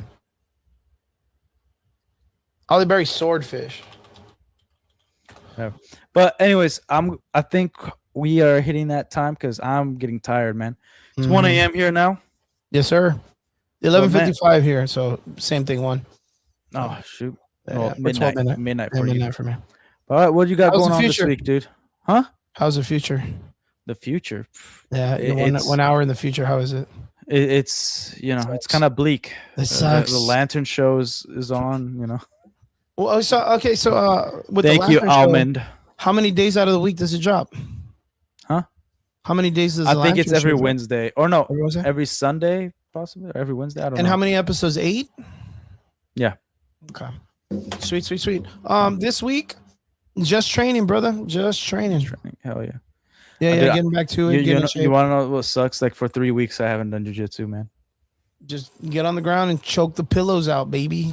It's like I can't. Even though I know it's good for me, it's just like freaking not making money. It's just that guilt of like Yeah, 100%. relaxing. Yeah, I can't do it. And It's so and you're doing okay? Everything's all right? Like no. Oh, don't say that. I feel bad. That's all good. I still keep getting phone calls from a lot of people of like, Mhm. hey, I just heard this about you. I didn't know. I didn't know they did this to you, kind of stuff. Or like, these are the lies that they told me about you. And I'm like, really? They said that about me? It's like when they say that, and I'm just like accumulating information. And I'm sick of the bricks and minifig stuff. I'm like, I just want it to end. Yeah, because I don't want no money. Don't care. I want the right people to get the money. I'm not looking for a payout. I'm just looking for this to be over. And I want the company to be dead and gone. I'm done with it. Well, I hope you get your justice, man. I really do. Yeah. Yeah. But Relic, you could do this, fam. Yeah, I'm trying, man. I'm trying. I am making some money on YouTube. I think now I'm making like around 600 a month on YouTube, which is it's nice if I had another job and this was like just something on the side that was making me money, but- You guys make sure you Yeah. go out there and share Relic stuff. No, like and subscribe to The Average Boys Podcast on YouTube. That is Crispy's channel. I want you guys. We gotta need go to keep out him there. alive. Yeah. My man is good, man. He has a good mind, and even though he can be a little strict on things, he just wants things to be good. And he has a good Yeah. ideas, and he talks well, man. And with that, you're gonna get us because I'm always gonna back him up. I'm always gonna come on the show and talk mad shit, and I may disagree and agree, but well, that just means we're boys. Like, yeah. I hate people that like, oh, because you disagree with me, we can never talk again. I'm like, man, suck me sideways, dude. Like, you're not a real one if you do that. True that. Yeah. And I got some homies, man. I got some homies that you guys would be pretty interested in hanging out with one day. So Hell that way, yeah. if we ever get to bring them on the show, we can have some cool Yeah. people that have done some cool shit in the world. And they Sick. won't even act like it's crazy. They won't even, they won't charge us for their celebrity. You know what I mean? So one Hell day, yeah. boys, one day. And ladies too. We don't discriminate here. We love the ladies. Just a little bit. We When we love the feel ladies. like it. As long as you're but- not fat and ugly. But I got training this week. I got my guys fighting next week in a kickboxing smoker. So I got a couple dudes tomorrow down right now south. We have our guys that are in the UFC. They're here right now in town. So hopefully they get to come by and come hang with us because they've been pretty busy. They've been wanting to do some like seminar stuff with other gyms. So cool. Yeah, gotta make that bread, dude. Yeah. Always working. Well, so like, you have like how many students of yours that got into the UFC recently? So right now, Gilbert Urbina is one of my students. He's in the UFC. He just did a fight in Serbia, and he fought this guy named Seppo, which is like I forgot his like Vlad. Did he win? Yeah, 1 minute in, dude. You can check it out. Like dude. watch. Go to YouTube real quick, or go to YouTube. Yeah.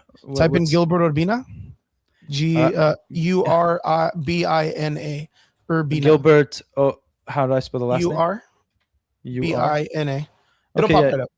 Yeah. It's like the first thing. Gilbert Urbina, and then it's round 1 TKO versus Vlasto Seppo. Yeah, you can put it on right now. You can just share it real quick. Okay, hold Let on. everybody see it. It ain't even gonna take that long, baby. Freaking, I'm just worried because it's Paramount. Oh yeah, they're silly gooses. Yeah, but it's too fast. It's like a couple seconds. Yeah. Let me put. So this was one of your students. Mm-hmm. Sick.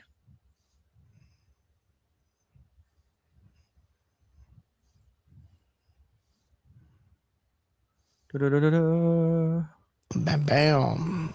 Man, I hate that it always goes to that. Like, yeah, Gilbert's on the right, of course. Vlasto Seppo, 14-3, bro. This guy was huge over there. Yeah. And then you can see that these the negative 370 fave to plus 290 dog. So just so everybody knows that it was the guy on the right. Yeah. The guy without the tattoos. Yep. Oof, there you go. Boom, body. Yep. Hell yeah. Right here, watch. Back step. Throws a jab for range. Nice elbow entry. Jab for range right here. Tap. And boom. Clipped him, dude. Dropped his ass. And then ground and pound the whole time, baby. Just kept pressure. No tire. Just worked. And yeah. So this fight, what was crazy is it was the first fight that they ever did in Serbia for the UFC. Then every fight was a knockout. Every fight was a knockout. Dude, those elbows are freaking nasty, bro. Gilbert's like 6'3", so that's not even like coming from like that's not a small distance. That's a huge distance. Ranges with the jab, sees it's in, tap, boom, fired the jab on him. And that guy's a knockout artist. That Seppo guy, everyone thought Urbina was gonna get caught. Urbina won 17,000 to show, 17,000 to win, and then $100,000 for the fight of the night. And did he get the fight of the night? Yes, he did. As we said, while some Hell yeah, dude. $134,000 that he made that night. Dude, shout out to your student, man. Yeah. It's my boy, man. And I had the beautiful opportunity to go to New Mexico and coach at Jackson Wink, which is one of the biggest UFC gyms or MMA gyms in the world when it comes to like MMA. John Jones's gym. You know what I mean? So they had two fighters that were in the White House fight, and I got to meet both of them. So like, dude. You know what I mean? It was super crazy. It was cool. I was, and you know me, I'm very passive about it with the idea of like, I was messaging, John Needles Jones. Yeah, there's a lot of that shit. Yeah, so, but again, you can't deny the fact that John Jones is probably the best fighter. Pound for pound fighter in the world. Like even with all his downfalls, because we all know like R. Kelly, he can sing, but the dude pissed on a kid once. Like, you know what I mean? So that's from the Boondocks cartoon, if anybody remembers. John Jones, like he's a great fighter. His wife is one of the best sparring partners he's ever had. Yeah. Fucking best co-ed champion ever. Yeah. He could still GSP, beat you on baby. cocaine. Yeah. GSP hands down, probably one of the greatest fighters in the world. Hey, shout out to you. Shout out to your student. Yeah. Well, he's like I said, he's down right now. So hopefully we get to hang tomorrow. I told him to come to sparring day with the guys to at least give him some pointers, and because we have a bunch of guys getting ready for a kickboxing smoker in 2 weeks, and I'll make sure I have video of that so I can show it to you guys when I get back. Hell yeah. But, so no, the average boys this week? Yeah. We'll be okay because it's just in McAllen. It's like hop, skip, and a jump away. Okay, cool. The Valley's very. I'll try to watch whatever I can so that we can have something to talk about while you just criticize without watching stuff. Yeah. You gotta watch. Oh, you're gonna see episode 2, right? Well, the episode 2, it's only after the stream. Like I watch after. Yeah. Unlike Derpy, who's we'll like, see. I'm gonna run it while you guys are doing yours, just to try to compete. I guess. Try I to don't compete. All right, man. Let him do his thing. But all right, everybody. Hey, thanks for being here. I'm gonna direct you guys to Camelot, my man Camelot over there. And yeah, you guys have a great night. It is I, the Last Relic, and Chris P from the Average Boys Podcast. Thank you guys Signing so out, much. everybody.